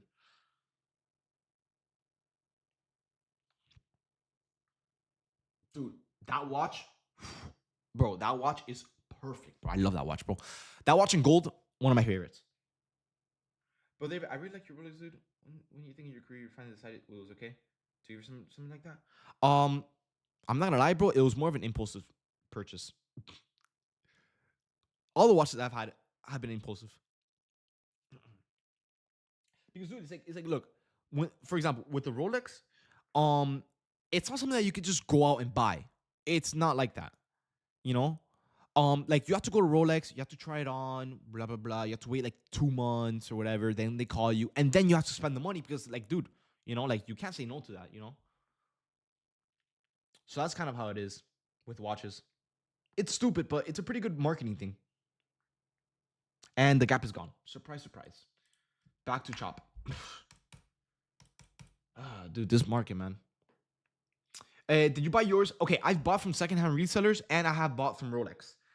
But yeah, the one that I bought from Rolex was, I don't know what it's called. It's like it was a Datejust. It was one of my first ever big purchases. It was a Rolex Datejust. It had it was like platinum, I think. Platinum. I don't know what it was called, guys. My bad. It had Roman numerals. and it was green with green. This one right here. This was my first ever watch that I bought. I bought it for $12,000 and I sold it like a few months later for $16,000. Because dude, I bought this when I was in high school and I took the watch to school because obviously you feel like the shit and everything. Bro, everyone thought it was a rep. So I'm like, bro, there's no way I spent $12,000 on this shit just for it to be called the rep. So I sold it a few months later. And it was this one. Wait. It was this one right here. Which it has gone up in price, which, wow, that is crazy. But yeah, this one right here, guys. This was my first ever like major investment. Or yeah, I guess you could say investment because I did sell it for a profit. Oh my goodness, we're dumping. Whoa. Okay, Trump said something, guys. Okay, finally we're getting some volume, bro. Damn. Oh my goodness, we are dumping, guys. Wait, let me see if I have any nearby setups. If anything can catch something. Wait. Why are we dumping so hard? Hold up, guys. Hold up. I'm not seeing any news come out. Hold up, guys. Lock in real quick, guys. Was that your most expensive watch at the time? Yes, at the time.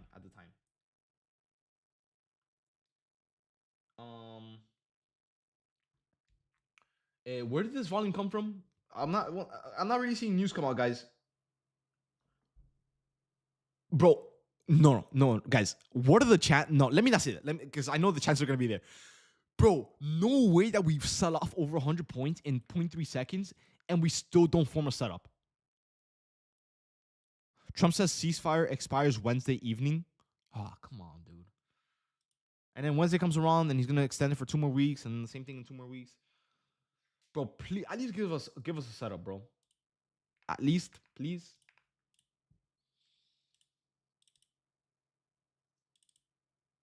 Dude, no way we just wicked this back up, bro.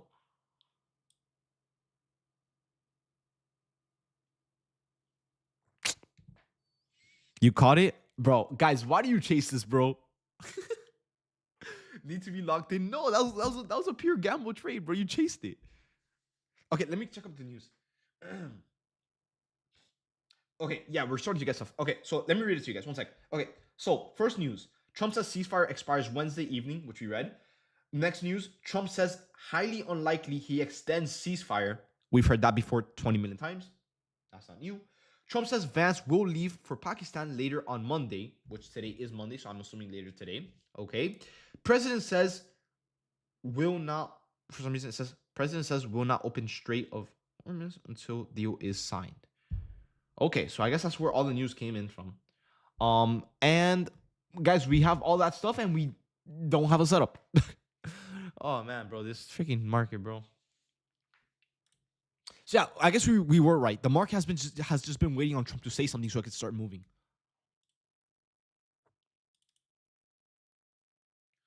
I feel like the execution with TradeFi is so much cleaner. Which broker does TradeFi use? Because remember, it's not what platform you're using; it's what broker you're using. Brokers are the ones that execute the orders. So it's all tradable.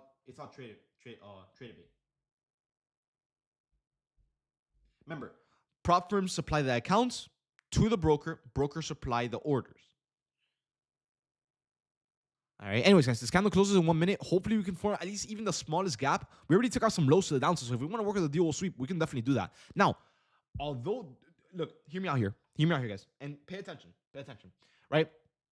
Right here, we have a shit ton of volume, right? This is only volume that's coming in for the news. In the next candle, it's not going to be nowhere near as big as this one. If anything, it's going to be a doji candle. It's going to do nothing. Watch. We're going to form a setup, and we're probably not going to get any momentum. We're not going to get any push. We're not going to get anything. You would imagine, right? News comes out and the volume is moving crazy. The market starts moving. It starts trending. It's probably not going to happen.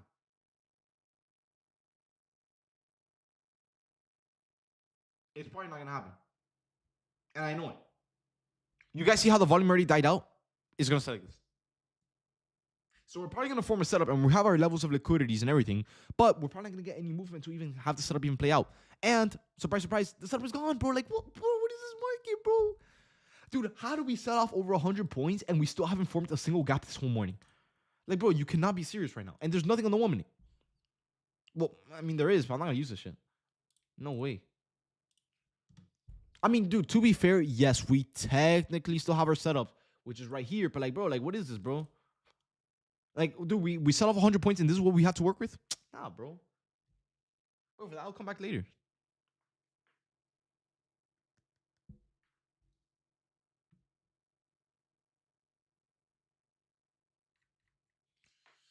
Why not shorts? We're bullish right now, and I'm not chasing this because we're selling off. Not yet, at least. If we get a retracement set up and we see lower, then yeah, I could look for shorts, but not right now. I'm not open to it. Well, if we get a pretty good, nice spike, then I could probably look for some longs. But right now, with this volume, I'm not really interested in taking much. You're logging off, bro. I don't even blame you, bro.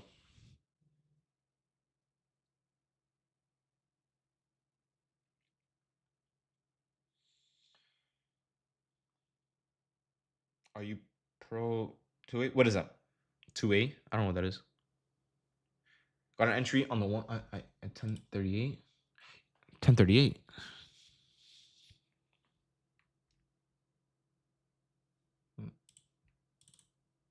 I mean, maybe we can get something lower.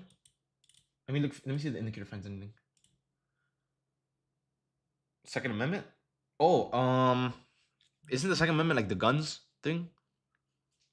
Dude, the day I turn 21, bro, that's the first thing I'm getting, bro. You need that shit, bro. You can never be so. You can never be too sure, bro.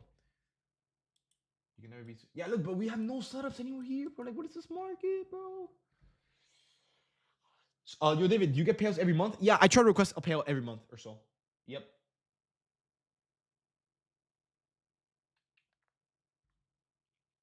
Yeah, guys, honestly, longs off this inverse here wouldn't be bad. We need better volume, but I'm not against it. I'm not against it. Not the best setup, like not the best fair value gap, but if everything lines up good, we can probably cook something up here. Because we took out the London, we took out the low here, we took out this low as well. I'm not against it, to be honest. Thing is what can we even target up here? Because it's nothing but wicks.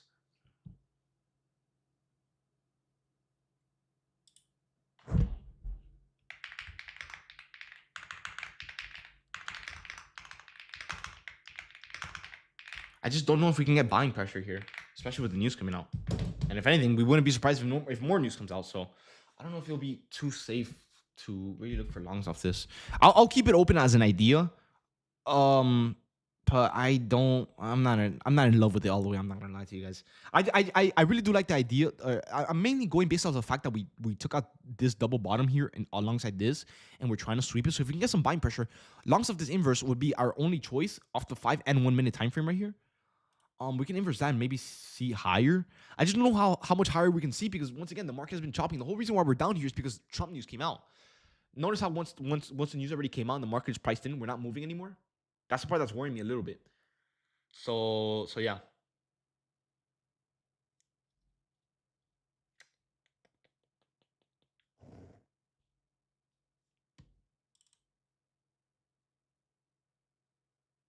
Yo, David, why are my accounts not closing trade of it like my order? How do you force it? Okay, look at the top right hand side of your screen. You're gonna see a gray big box next to your contracts that says exit at market and cancel. Just click that. Let me see. So you can buy a whole ass shotgun at 8. That's what I'm saying, bro. That's so stupid, bro. Like you can buy an AR, you can buy a shotgun at 18 years old, but you can't buy a pistol until 20, 21. Like, bro, like what? Easier to conceal? But dude, at least in Florida, bro, you can walk around with guns. Like you can walk around with an AR. So like, what difference does it make? And regardless, bro, if someone really wants a pistol that bad, bro, they could just get it, bro, without a license. So like, why go through the extra trouble of having the people that actually need it at 21? Like, it just doesn't make sense. Yeah, you can literally open carry. Like what? So I can open carry and walk around the fucking, which I'm not going to, of course. I'm not trying to like a psycho, but I'm saying you can, but now I don't get it. You can notice, but still, like if people had bad intention, no matter what, they're probably still gonna do it, no matter if you can see it or not. You know what I mean? Which God forbid, some people are sick, but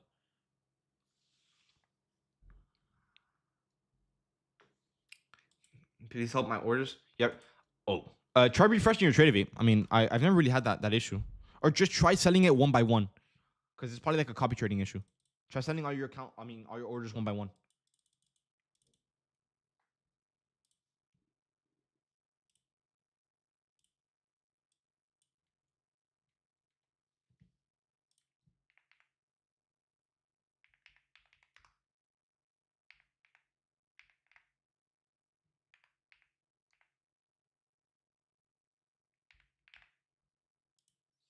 Now we are getting a little bit more buying pressure here. Like I said, guys, I'm open to longs. Not in love with it, mainly because of the volume, nothing more. I mean, the volume is there. It's just the momentum is what I'm trying to say. Like we have volume, which is moving super smooth and super clean into a point where we can get a really nice running trade. It's just I just don't see us trending up. I really don't. As much as I would love to, because that's where my setup is sitting at. I just haven't seen any buying pressure at all today. So no way it just comes out randomly. You know what I mean? I think we either slowly grind down even more or we just chop. I'm open to longs, but I don't know if we see it today or right now at least. I am open to it though.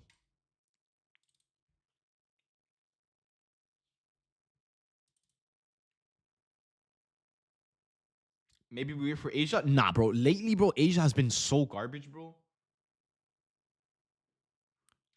I think Asia was only moving good because of the whole war thing. Now that it's like more priced in and everything, it's not something I'm really like. Asia is just horrible now. I mean, dude, look at Asia last night, bro. Shit barely moved.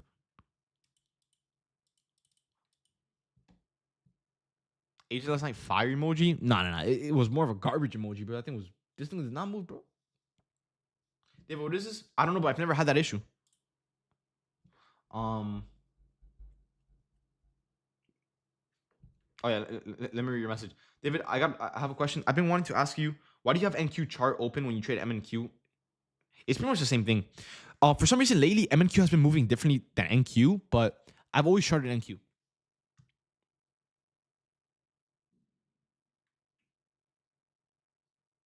Let me see, David.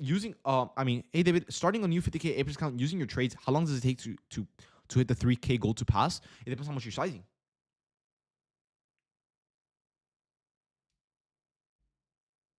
What's the solution? Maybe wait, or maybe unlink your group trader and just sell everything one by one.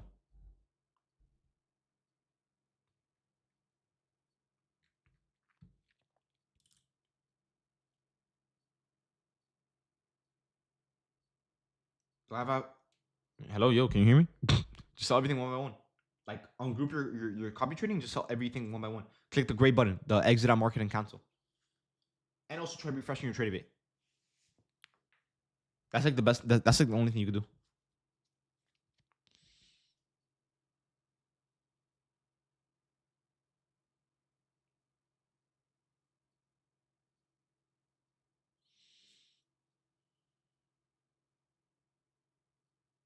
But yeah, I mean, I guess I mean, we're probably gonna continue going lower. The only thing is, I don't have a setup anywhere to take you. That's the one thing I'm worried about.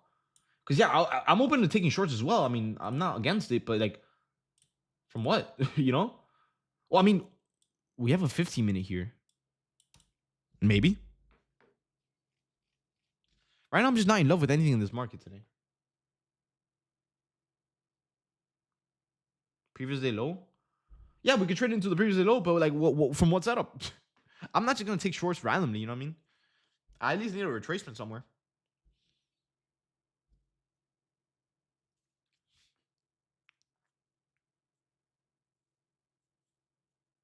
I got a question. You don't have to say you got. Just ask a question. Just ask a question, bro. TradeBase API limit is 5,000 requests. Dude, how many trades have you taken that you hit the API limit? That's 5K requests per hour, bro. What are you doing, bro? Hold on. But bro's an emotional trader final boss, bro. Bro's really raising his hand. That ass, bro. When are you starting the giveaways? Every Friday I'm gonna try to do one. Yeah, bro. How many trades did you take that you hit the API limit, bro? I mean, if anything, you can probably go to Apex and flatten all your orders, but I don't know how to do that. I know you can do that, but I don't know how. Hold on, bro. My laptop keeps nothing.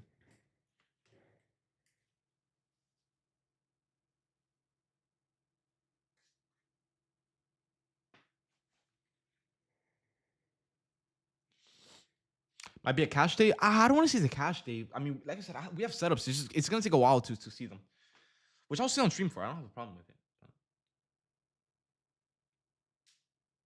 I don't think we see upside today. I really don't. I mean, like I said, I'm sure we would have seen some sort of buying aggression sometime soon, but like we haven't seen that in the last hour and a half.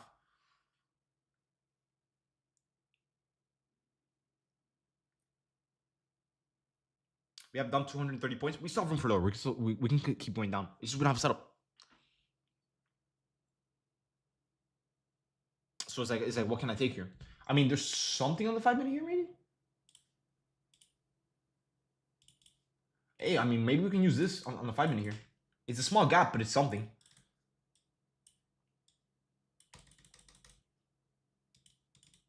The market is starting to trend a little bit more though. So honestly, if we can get a retracement to this tiny gap and a rejection, that wouldn't be bad for shorts into the low here, which would be the previous, yeah, the previous day low, I guess you can say. Or I mean, I guess we just continue selling off even lower.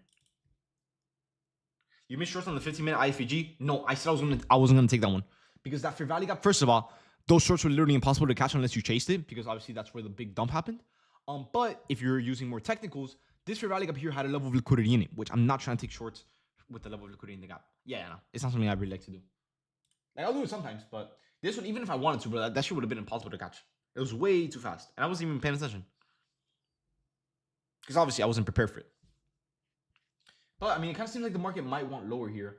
Now, if we do end up taking this low down here, I don't know how much lower we might want. I mean, this is like a pretty important low here. So once again, guys, we are getting closer and closer to forming a really good setup very soon.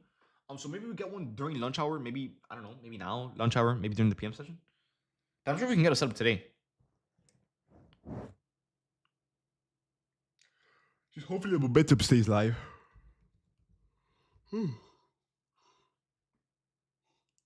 Getting me tired, bro.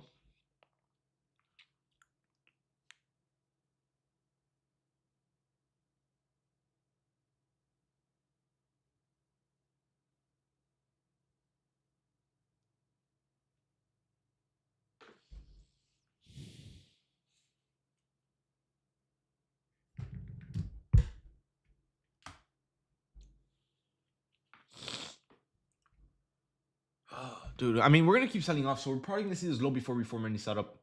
Because what are the chances we form a gap here? 50 points. We form another candle. We don't take out this low. We get a retracement, and then we take out the low. It could happen, but I don't think it will. Worst case, we can always just form the gaps here, work our way down, and then inverse them eventually later during the PM session. That's also a possibility.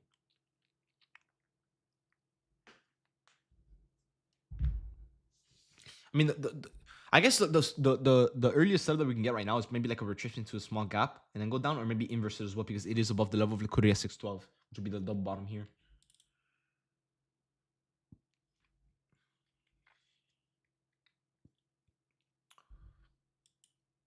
And then we could maybe target this as well. It would be like maybe 35 points. No, 45. Honestly, not a bad price target. So yeah, we can target this gap up here as well. Let me see if I can cook something, guys. 1 sec. Let me just lock in real quick. And then we could just maybe do something like this up here. Where's the view up sitting at? Sitting up there, so we can have this as an extra target as well. See if we can hold above 612. 26, 6, 7, 1. 25. Okay, so if anything, we could look for longs. The only risky part about this trade is if we're gonna be taking longs at the absolute bottom. So obviously anything can happen. We're not like really taking longs off a confirmed trend. We're just trying to catch the reversal, which is the part that worries me because we haven't seen any signs of buying at all this morning. And then the entry stop loss. I don't want to do 60 points at the low of day. I feel like that's too big. Yeah, we could do 3 targets. So we could do, if we look for longs, we could look for a target into the gap up here for 45 points. View up here for like what, 60, 70 points. The high here and then high of day here at 827. So we could possibly look for something like this maybe. I'm just worried because I don't know if we have too much buying pressure to really support. I haven't seen any sign of buying stepping in all morning. So I don't know if we have enough strength to really have the setup play out all the way. We can, obviously, the market can reverse and go from there, but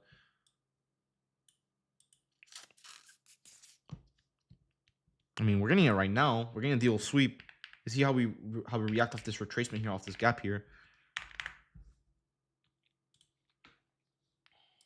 And if anything, I'll probably just take this light, like 7 contracts.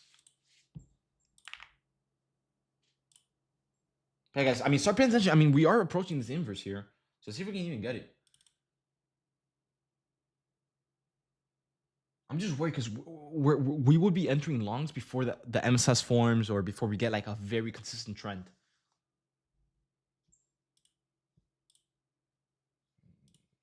But it does look pretty good. The gap is 50 points. It's the actual gap. DO sweep, buying pressure, room for higher. I like it.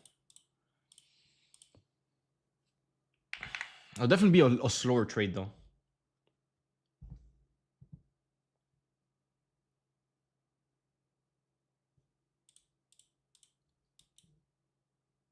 I really do like these longs. Like it looks pretty nice. I'm just worried that we're entering maybe too early. All right, guys. I'm gonna try longs here, guys. I got filled at 635. I'm gonna try it out. I'm gonna do it with light size, 7 contracts, so you guys can do the same. And then yeah, we'll try it out. And if we hold below the level of liquidity, then we can always just flip back bearish. Worst case. But the thing is, I just don't have anything to the downside either. So I'm gonna do my stop loss at 582. 582. So sell 7, stop there. And yeah, I'll give this one a shot, guys. So yeah, I'm in longs with light size. I'm gonna do 7. I'm gonna see if we can catch the bottom here of the market and catch the reversal. So I gotta use the bathroom. So I'm gonna do that real quick. I'll be back, guys. One sec. Remember, guys, I'm in light. The thing is, I don't know if we're entering too early because, like I said, we can get the reversal. I just know if this is gonna be the entry. That's the problem. I'm gonna use the bathroom in a second. Let me see if this thing can bounce back up. Because right now, guys, what I'm basing my bullish buys from is the deal street from this double bottom here with slightly more buying pressure, inverse off the fair value gap, break past the previous candle high, and room for higher. So it's a good setup. The only thing is we're entering before we get consistent buying, if that makes sense. Like I would like to see more and more candles kick in, more and more green candles. Because we don't know if there's going to be a pullback or the reversal. So I'm going to give it a shot with a light size and see how that goes.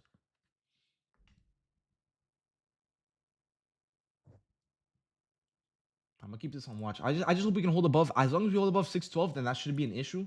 Because below 612, we have nothing stopping us until 535, which obviously will lead us lower. I hope this doesn't. I hope this just wasn't a pullback before the reversal.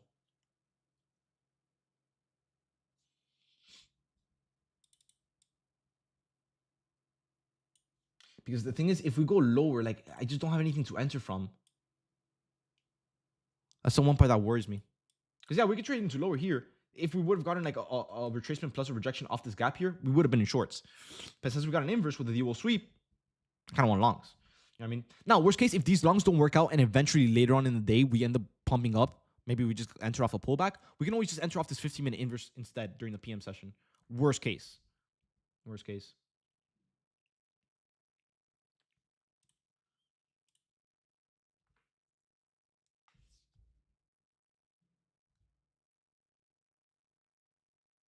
Yeah, hopefully this just isn't too big of a pullback into low. Because I would place my stop loss down here at the low of day, which is a way more secured stop loss, but it's also a way further out stop loss. So I'm not gonna do that. I'm just gonna keep it at 582.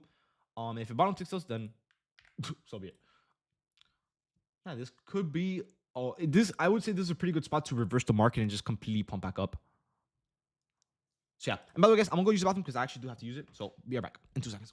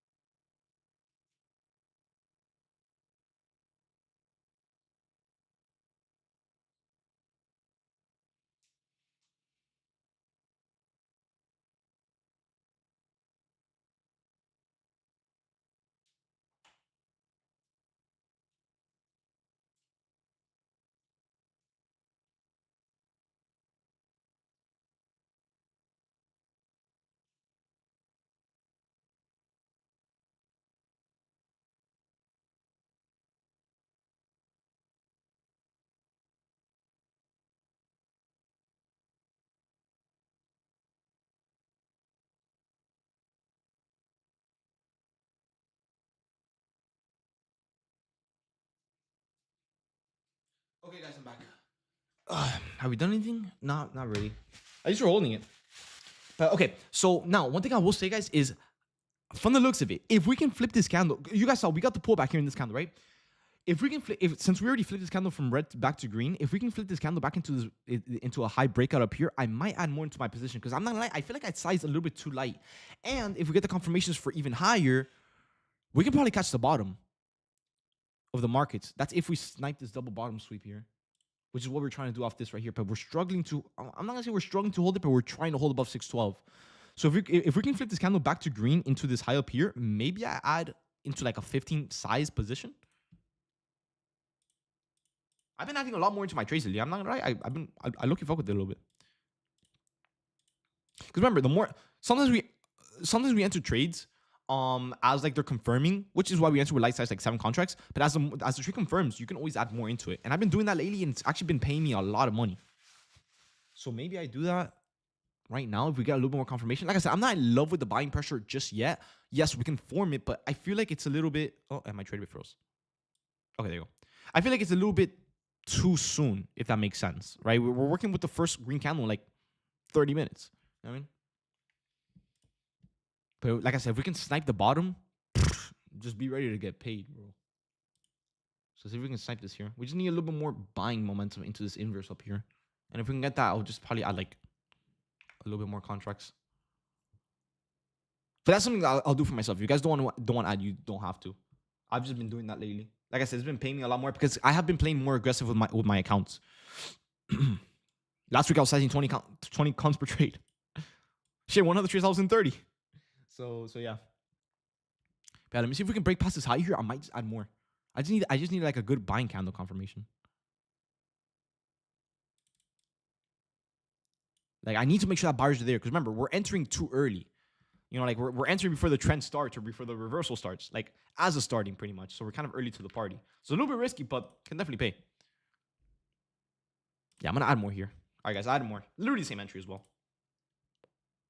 Add more for myself. Let me alert this before I forget.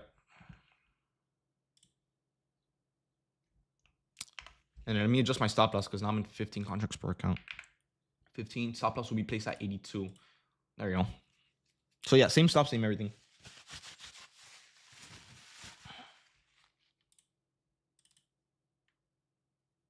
I missed the David Sniper days. I mean, well, hopefully we get that today. If anything, like I said, guys, we can probably snipe the bottom here. If we can get this double bottom sweep here, we can literally snipe the bottom of the markets.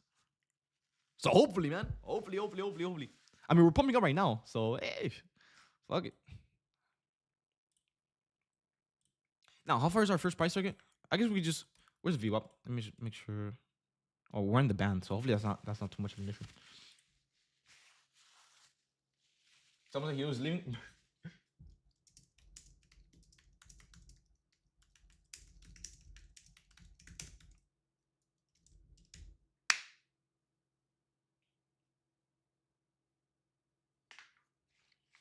But hopefully this VWAP band here isn't too much of a problem.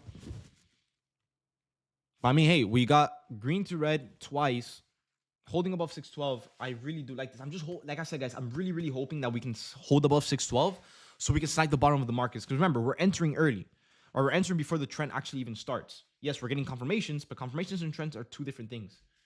Someone says here, why use the 5-minute instead of the 15-minute above for the inverse? You could target the 15-minute above for the inverse, which I might do. I don't know how many points that would be. Yeah, you could do that. The 5 minutes is just for an early entry. Okay, you could use the 15 minutes to enter, or you could also use the 15-minute as a target.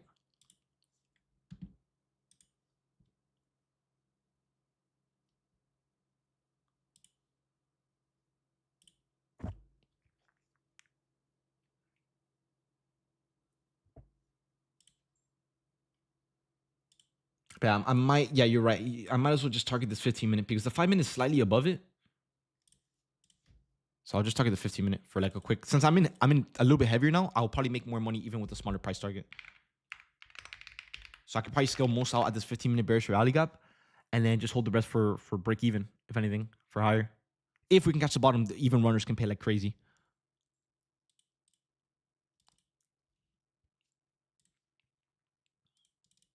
I'm just worried with this whole VWAP thing here. I don't know if this is gonna reject us. Hopefully not, because it's rejected us here twice.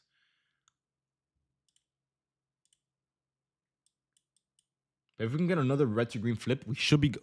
Oh my god. There it is. There it is, baby. Woo! Let's fucking go, baby. Let's go, man. There it is, man. My bad, guys. I got a little bit excited. Guys, I went ahead and took full profits there, bro. My bad for destroying your eardrums. Let's go, man. Guys, I went ahead and took full profits there. I was going to scale, but that move happened really quick. So, yeah, I took most out there. I just scared my cats. Let's go, man. Okay, so we technically sniped the bottom. We hit the price target, 15-minute gap hit. Not bad, not bad, not bad. Oh, bro, I didn't take a fucking picture of it.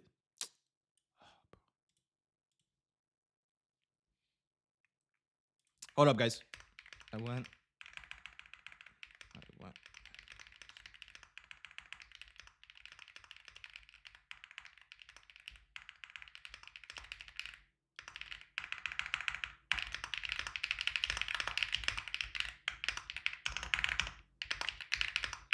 Guys, start moving. If you guys are still holding, start moving your stop loss to break even. In this case, because remember, we hit the fair value gap. We hit a drawn liquidity, or not really a drawn. We hit fair value gap on the 15-minute. Oh my, bro. Why did I sell, bro? Why did I sell, bro? What am I doing, bro?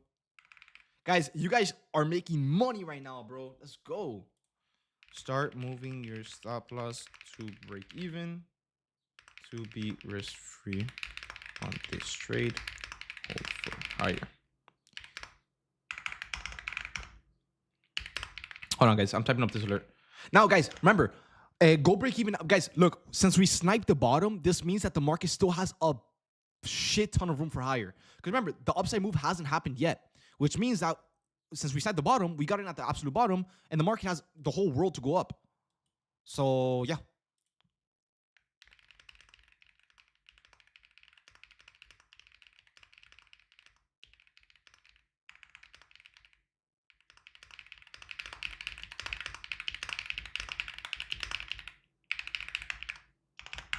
Hold on, guys. Let me alert this before I forget to alert this. But yeah, guys. There you go. One sec, guys. But yeah, bro, guys, we literally sniped the absolute bottom of the market, bro. What a trade, bro. Wow. Hold up, guys. One sec. Now, guys, before you guys get off, because I know you guys are gonna be getting off like crazy, guys.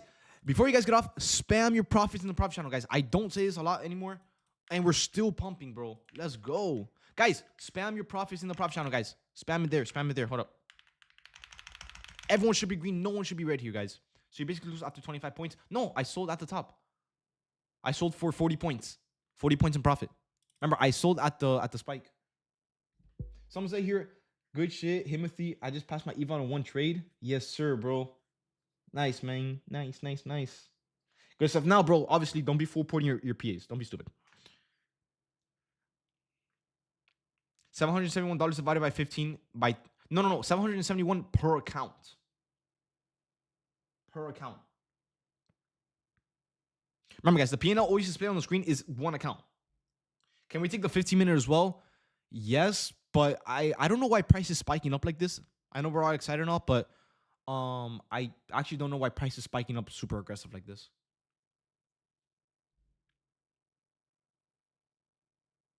So 25 points? Oh, I did not sell 25 points. Look, I entered at 635 and I sold at 665. Wait a minute. Yeah. Look, buy 8, 26.65, sell 15, 26.66. Oh, no, 662. There's no way that's only 25 points, right? Bruh. I mean, yeah, we still made profit, but damn, no, I actually could have made more. Bruh. It's whatever. We can get another trade later today, if in which case. The 11, 10 to 12.50 macro? Nah, bro. Now you guys are just making up macro times, bro. Don't worry, I held out. Nice, bro. Okay, that's something at least, bro. That's something. But yeah, guys, like I said, Right now, by the way, if you guys are green, guys, post your profits here, guys. Start spamming them. Start spamming them here. All right. If I don't see them here, I'm gonna ban you, bro. No, but seriously, guys, on an actual, like on a real note, guys, since we sniped the bottom and we entered at the absolute bottom, like I said, the market is rarely even priced in. If the market wants higher, we have a shit ton of room for higher. So if you guys hold your runners, you can probably make a lot of money today, as long as you're break even. All right, and the higher we get away from break even, we won't see it.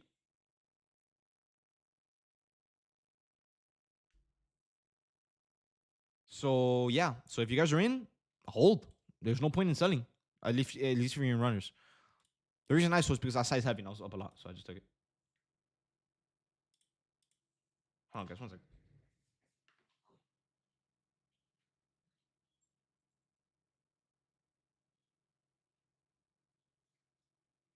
Yeah, guys, not a bad trade at all. I'm very, very happy with it, guys. Very happy.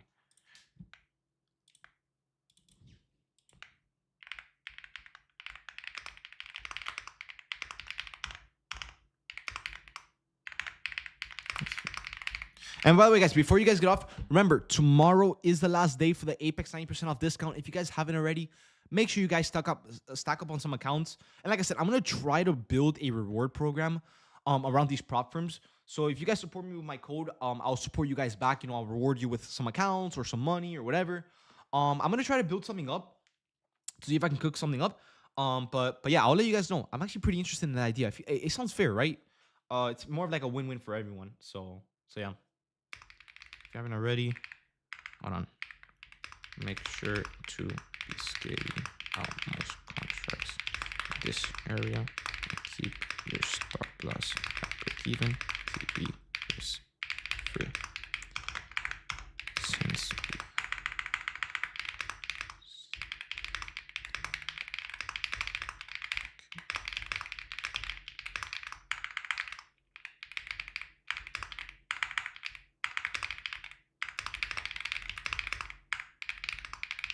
remaining contracts risk. There you go. By the way, guys, let me ask you something. When I type on my keyboard, like when I'm typing the alert, you guys know how I'm always saying, like, hold on, guys, I'm typing something. Do you guys hear me typing? Because sometimes I don't want to be typing and I'm not talking, and you guys. Oh, you hear it? Okay. I'm just making sure. Because I don't want to make it seem like I'm not talking and I go quiet and all that stuff. That's just loud as fuck, bro. For real? Because dude, when I type, it like, you know how when you talk on Discord, there's like a green bubble next to your name or like on your profile picture. I don't really see it come up. Okay, you guys let me know if you let me know if you hear this. 1 sec. 3, 2, 1. Do you hear that? Yes? There's no way. It says it's not picking up on my end. No? Maybe you guys are just trolling. On YouTube, you could definitely hear it. That's for sure. But yeah, guys, I mean, other than that, I mean, a long day today, but hey, we made it work. And we sniped the bottom. So shit, I'm happy as hell with that, bro. Hey, someone said here, do you think hopping into the trade is a good idea? No. Guys, remember, after a trade plays out, do not hop back into it, bro. That's it. Like, let wait for the next one. Trust me, bro. There will always be a next setup, bro. Now, does the trade have room for higher? Yes. Do you have a good entry point? Not really. Unless you want to work out the 15-minute, then yeah, you can. But you know, why do that when you have the 5-minute below? You know, if you already made money off the 5-minute time frame, just take it, bro.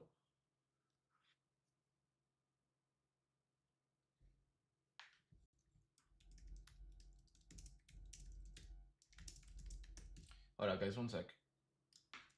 Yeah, once again, if you guys are green, guys, spam your profits in the profit channel, guys. Everyone in here should be green. There's like 500 of you guys in here.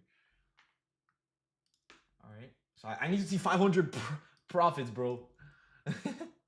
Anyways, hold on, guys. I'm typing here on my computer. 1 sec. Let me type the code.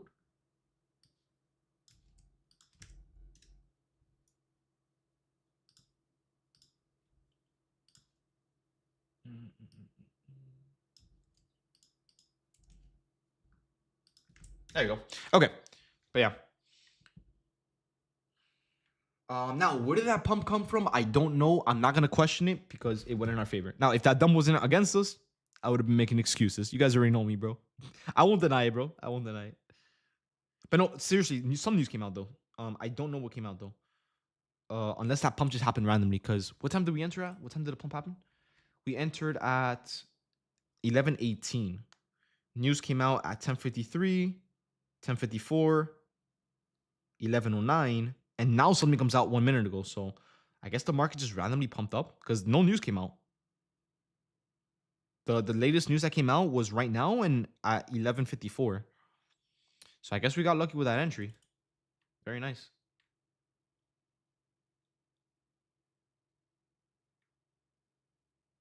How far should I let price run before TP into your drawn liquidities? It could be a 1-to-1 or drawn liquidity.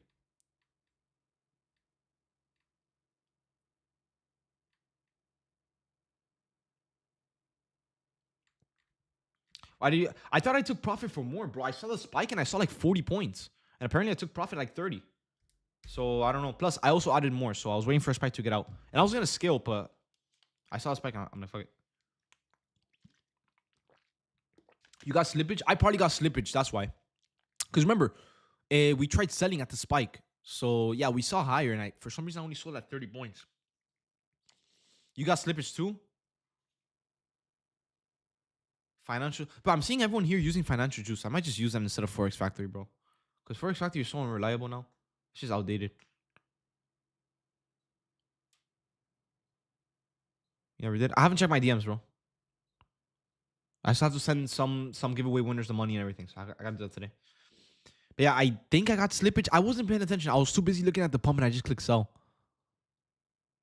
I mean, I still made money. I'm not complaining. I made a lot of money. But I could have definitely made way more. I think I saw $1,000 in total profit at one point, but I think I did get slippage. I guess it's not a big deal. I don't really care. It's still profit, but you gotta buy financial juice. Yeah, I'll buy it. If it makes for better quality streams and more updated news, then yeah, bro, that's an investment for the business, bro. Bro. But yeah, other than that, I mean, I'm seeing a lot of you guys are getting off, so I'm assuming most of you guys are done for the day. are done for that. I mean, to be fair, we did make money, so we kind of are. We're holding. Yeah, I mean, like I said, we still have room for higher. If anything, right now, guys, don't let the sell off scare you, because what it is probably just a retracement into this 5 minute here. Right here. I mean, is this even a gap? Yeah, it's 61 point. Yeah, it's probably a retracement before we see higher. Because remember, guys, right now, since we're trading in a really big range, our nearest level of liquidity is all the way up here at 804. Smart to enter again?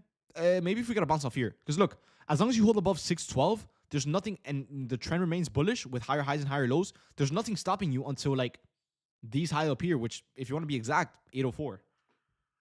You know what I mean?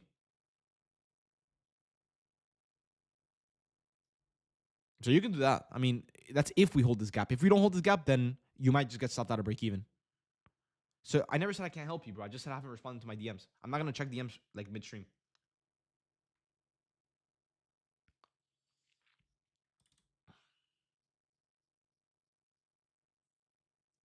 Holy dump? Yeah, a little bit. Dude, we've been getting like little controlled spikes here and there, if that makes sense, throughout the day. Like we got a bunch of spikes here, a big spike here, a big spike here at the entry. So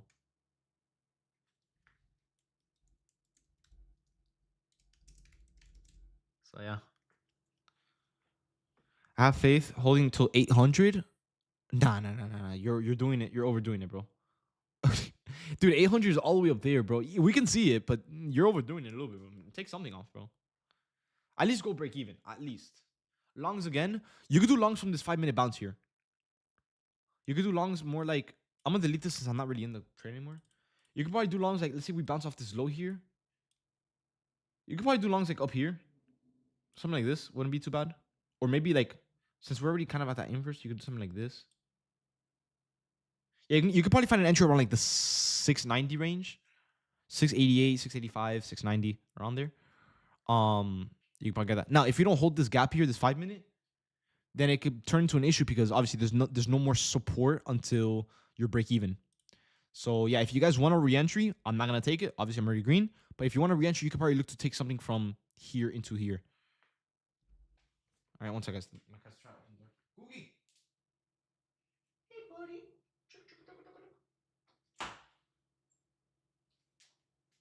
But yeah, I mean, we'll see how we bounce off this 5 minute here.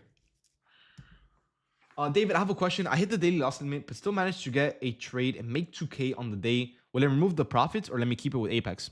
You should be good. Just don't hit them up. As long as you don't contact support, they're not gonna be looking at your account, bro. You'll be fine. If the profit is there, leave it there. All right, bro. There's no complaining here, bro. All right, Albert, bro. Good shit, bro. Yes, sir. There we go. Hey, and you passed an account. It seems like. Nice, nice, nice, bro. Then the kid didn't show the trade. Well,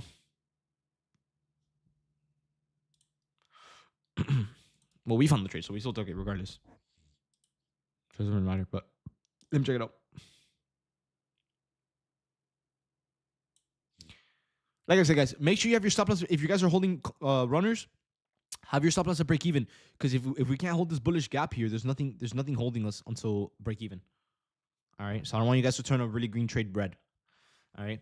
Anyways, the indicator didn't find this. Yeah, it didn't. What the heck? It is a gap here. It's 65 points. Oh, it's probably just because it's measuring these two candles and it's averaging it to be less than 60% of the body. That's probably why.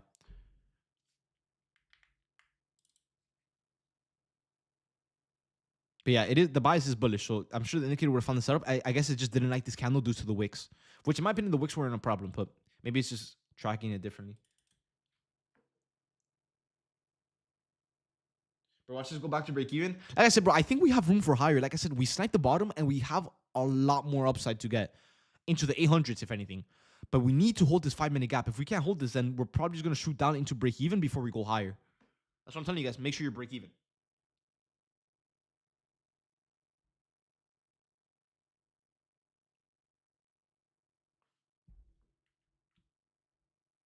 But yeah, no, I mean, we're holding it so far. I mean, like I said, if you guys want to look for longs again, you can. Maybe around like the 690 range. And then go off that.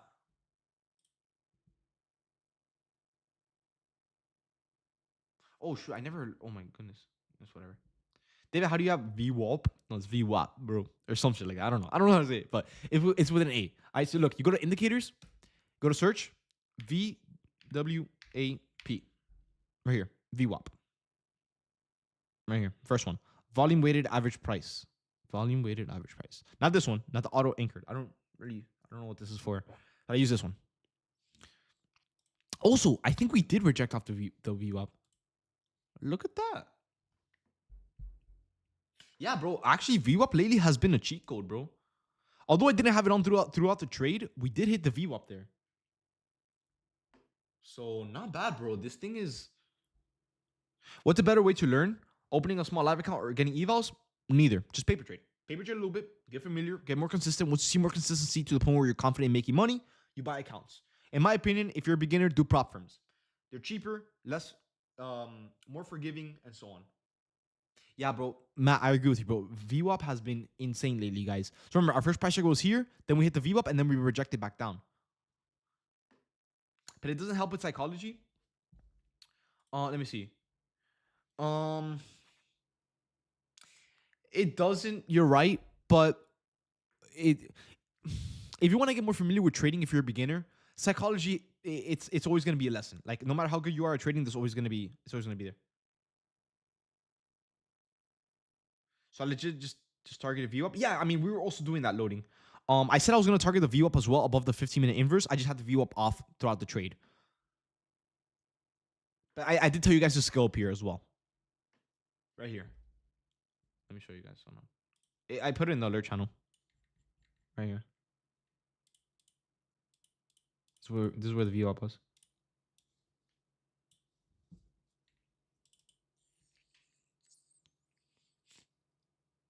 What are your settings for view up? I don't have any settings. I just plug and play pretty much. David, does the giant gap that was created over the weekend use for anything as far as a fair value gap? No, this is not a fair value gap. This is a volume gap. And I don't really trade volume gaps. So what's the name? I can't find it. Look, go to indicator, VWAP, VWAP, and the first one under technicals. Now under community, under technicals. Because you're using the built-in one from TradingView. Now, guys, one thing I will say is do not ask me specifically about VWAP strategy or anything, I don't really use VWAP like that. I just kind of use it as more of a price target type of thing. I do know that there's a lot of VWAP traders in here. So if anything, if you guys ask in the chat, a lot of people may be able to help you. But I feel like for me, I'm not really super qualified to really talk about it. I just kind of have it on the chart and I just use it as like an extra price target just in case. But that's pretty much about it. But I know there are strategies to it that you can use. So yeah. Yeah, you can use YouTube as well. Not that YouTube is really too much of help, but it can be.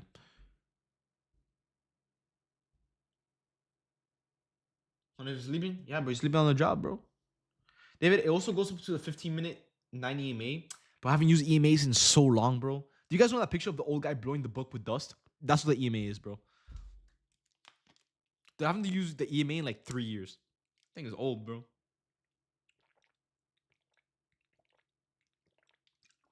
Nah, but bro, the EMA and the VWAP, they're technically the same thing. It's timeless. I agree. Yes, it's an OG. If you guys remember me from my OG days, you guys know. But yeah, no. I feel like VWAP and EMAs do the same thing because they average out as candles go. So they may not be in the same place, but they're similar. I use it as a TP. Yeah, you can also do that. Yeah.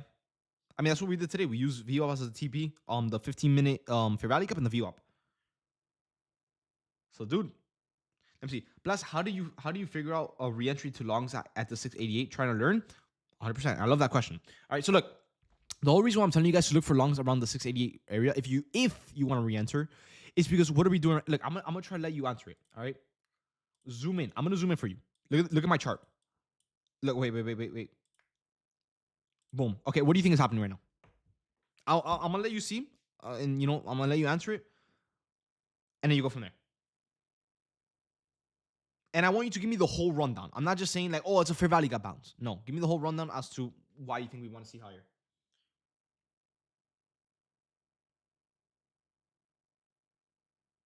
And if you don't know, that's fine.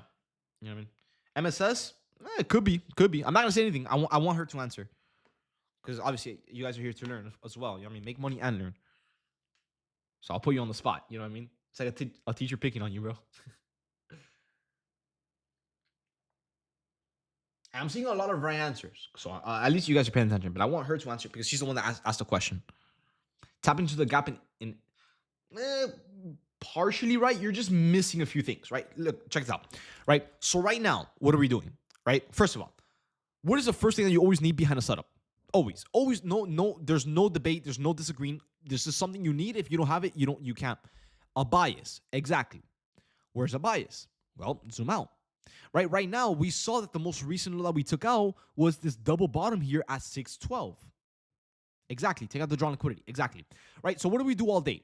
Why haven't we taken a trade until now at 11:20 o'clock? Well, let's find out. Right. Throughout the entire day, we haven't taken out any level of liquidity until recently. Right. At like 10:50. Now that we finally took out a level of liquidity, which was here and here, we can start working with a reaction. What reaction did we get after we took out the level of liquidity? We tried getting a bullish one here. We went even lower. And then we got an even more bullish one here. Why are we bullish? Well, the whole reason why we're bullish is mainly because we took out the double bottom, which is the most recent level of liquidity taken out, and we're holding above this double bottom. And as long as we're able to hold above it, above 612, we're good to go. All right. Now, holding above 612, we're bullish. Bullish into where? We have a 5-minute, we have a 15-minute fair value gap above, we have the VWAP, we have drawn liquidity above as well. So we know that we have room for higher. So now that we know that we have room for higher, we have buyers stepping in a little bit. Right, remember, we sniped the bottom, so we kind of took this trade before the market actually even reversed, right? We have a bullish bias, we have buyers stepping in, we're breaking past previous candle highs, we're inversing fair value gaps, and so on, right? So the trade is looking really good and healthy. We take the trade, it goes into profit, all that good stuff. But your question was, why are we looking for another entry at 688? Well, remember, we pumped up, we got the whole move, the market is kind of reversing right now, nothing crazy, whatever. But right now, what's happening is we're still bullish. Remember, we took out 612. After 612, when we reversed, have we taken out any other level of liquidity? No. Why? Because our nearest level of liquidity is sitting all the way up here at 804, right? So all we're looking for is if you couldn't enter off the inverse, you can simply look for a higher low retracement. Because remember, the market, before we took a trade, right? It was main high, lower high, lower high, lower high, lower high, lower high, lower high, lower high, right? And lower lows, right? So the trend was bearish, not the cleanest bearish trend, but it was bearish. Now, after we finally took out the lows here, which is the objective, and we started getting the reversal, we went from creating lower highs and lower lows into creating the main low, higher low, higher low, higher low, higher low, higher high, higher high, higher high. So the trend is bullish, right? So how do you enter off a retracement when the trend is bullish into 804, which is the next drawn liquidity price target? Well, you look for a retracement into a gap. Where's the gap? Right here, right? So you look for the gap, and it's not something you just enter. We tap the gap and you enter. No, you tap the gap, you wait for a bounce about 45-ish points, then you enter, right? So how do we find our stop loss and the exact entry point before the bounce even happened? Well, let's say, for example, we were chasing to this fair value gap right here, right? And let's just say that the absolute bottom of this retracement was at this wick. So right over here at 26,651. So what you're going to do is you're going to place your long position. You're going to drag your stop loss here. And this number, you see how it says 26? You're going to drag it up until it says 45 or whatever you're comfortable risking. For me, I like to do a 45-point stop loss. So you drag up this number, 45. Boom. So your stop loss, if you enter, will be 45. And what's your entry? 696. But the thing is, we didn't have the stop loss here. We actually saw a little bit lower, right? So instead, your stop loss could be like right here at the bottom of the gap. And then obviously, since it says 47, you drag this down a little bit. You could do like a 40-point stop loss, which is where we got 688 from, right? It really depends on what you're comfortable with. And then you just take longs once it approaches this area, since you got the fair value got bounced with buying pressure. And then you just target the highs up here, just like that. Now, that was just an example. Now, is this trade still clean? You can look for longs. It's not the cleanest entry because obviously we're ready for the gap, but we are getting the bounce near this gap, so it kind of still counts. Would I take it 50-50 if you're desperate? Yeah. But it's not bad. Because remember, we still have room for higher. And why do we have room for higher? Because what is the market doing right now? Remember, we took out the lows, and what are we doing? Look at this. There's your MSS model. So as long as this MSS model stays alive or stays active, we seek higher. As simple as that. So this is your MSS. And why is it your MSS? Because look, what was the trend this morning? Downside, downside. Main high, main low, lower high, lower low, lower high, lower low, lower high, lower low. What are we doing now? Main low, main high. Higher, higher low, higher high, higher low. Right? So your MSS model, which stands for market structure shift, which means that we're going from bearish to bullish, is right here. So as long as the market continues creating higher highs and higher lows, we're going to see higher, which is why I'm telling you guys, if you're in runners, hold that trade. You know what I mean? So yeah. And I don't think you guys have gotten stepped out of break even yet. So if you guys are still in, I mean, hold it. There's no point to sell. Yeah, we enter at 635. Yeah, we still have room for break even. So yeah. Now, in my opinion, do I think the market will go higher?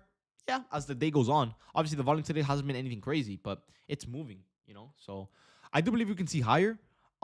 It's just a matter of time until we see it. Unless we start holding below 612, then that's going to be a problem. All right. But as long as we hold above 612 and we actively remain breaking past previous candle highs and creating higher highs and higher lows, you're pretty much good. You know, and actually here, if anything, check out this channel here. If you're trying to learn, this channel right here is more beginner friendly and it can really help you out.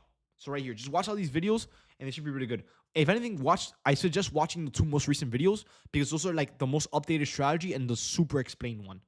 So just watch those two, the most recent 2 videos. What's wrong with leaving these contracts till I can't?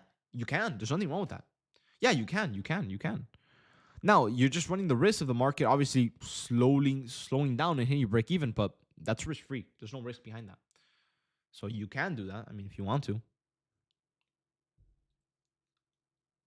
Did you get moved to Apex Live? Not yet, bro. I know I'm going to, most likely, but I haven't heard anything from them yet.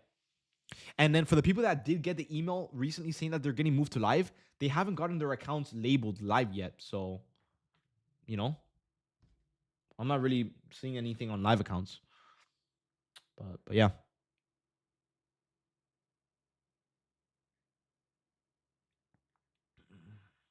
Yeah, now, since most of you guys already got off and the trade is pretty much done, unless you're going to hold it for longer, you can. But I mean, other than that, guys, I mean, most of you guys are already off, so we can probably get off for the day. Break even cooked. I don't think we hit break even yet. Well, at least my break even. My break even was 635.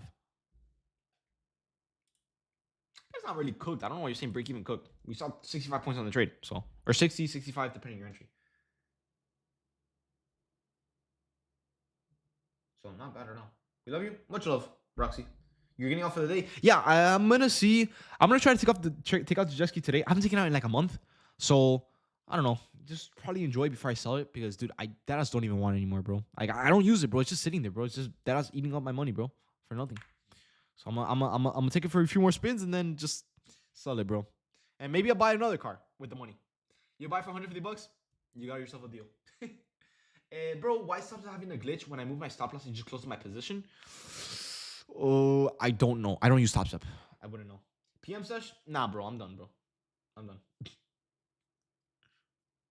Yeah, guys. Other than that, I'm gonna get off and I'll see you guys later in the chat then.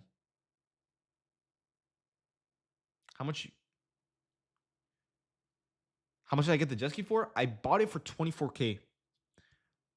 Which once again, I think it's worth the price. It's just you don't use it, bro. It's I don't know. I don't know how to explain it. Like on during weekends, I'm with my friends, right? During the weekdays, I'm doing boxing at 6. I recently started doing boxing. So, dude, I just don't have time for it, bro. So it's just sitting there. You're rich? I'm not, bro. Trust me. I'm not.